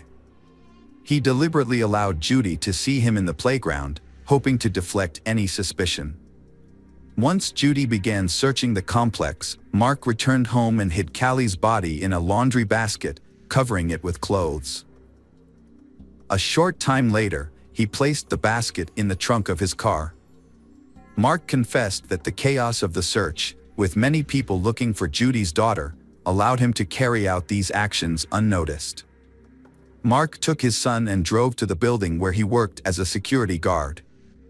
He parked near the back, left the basket with Callie's body by the door, and then entered the building through the main entrance, telling his co-workers he had forgotten something at work. His toll didn't raise any suspicions. So he made his way to the back door, which he opened from the inside, and retrieved the basket. Mark then climbed onto a large tank containing liquid coolant, opened the top, and dropped Callie's body into it after tying a heavy metal object to her. He got rid of Callie's clothes but left her earrings on.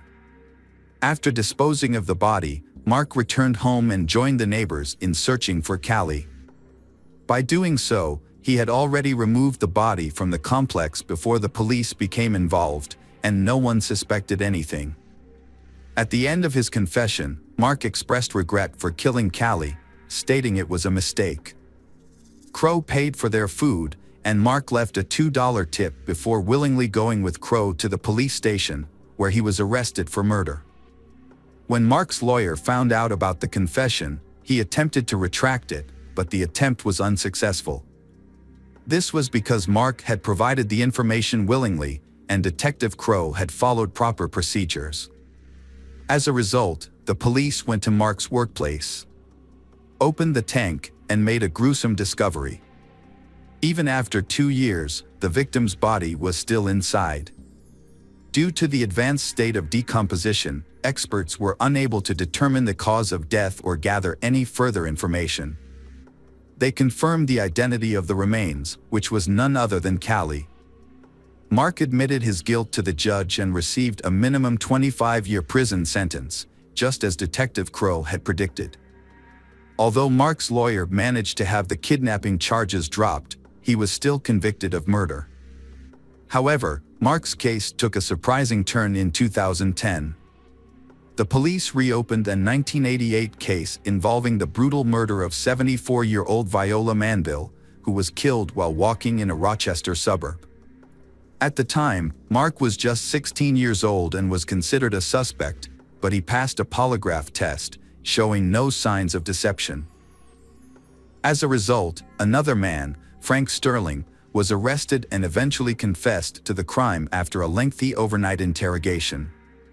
Years later, Frank tried to appeal his sentence, claiming that the police had coerced his confession and that he was disoriented by the end of the interrogation. However, his appeals were unsuccessful until 2010, when the case was reopened and new evidence was sent to the lab. DNA analysis revealed the suspect's DNA matched not Frank's, but Mark Christie's.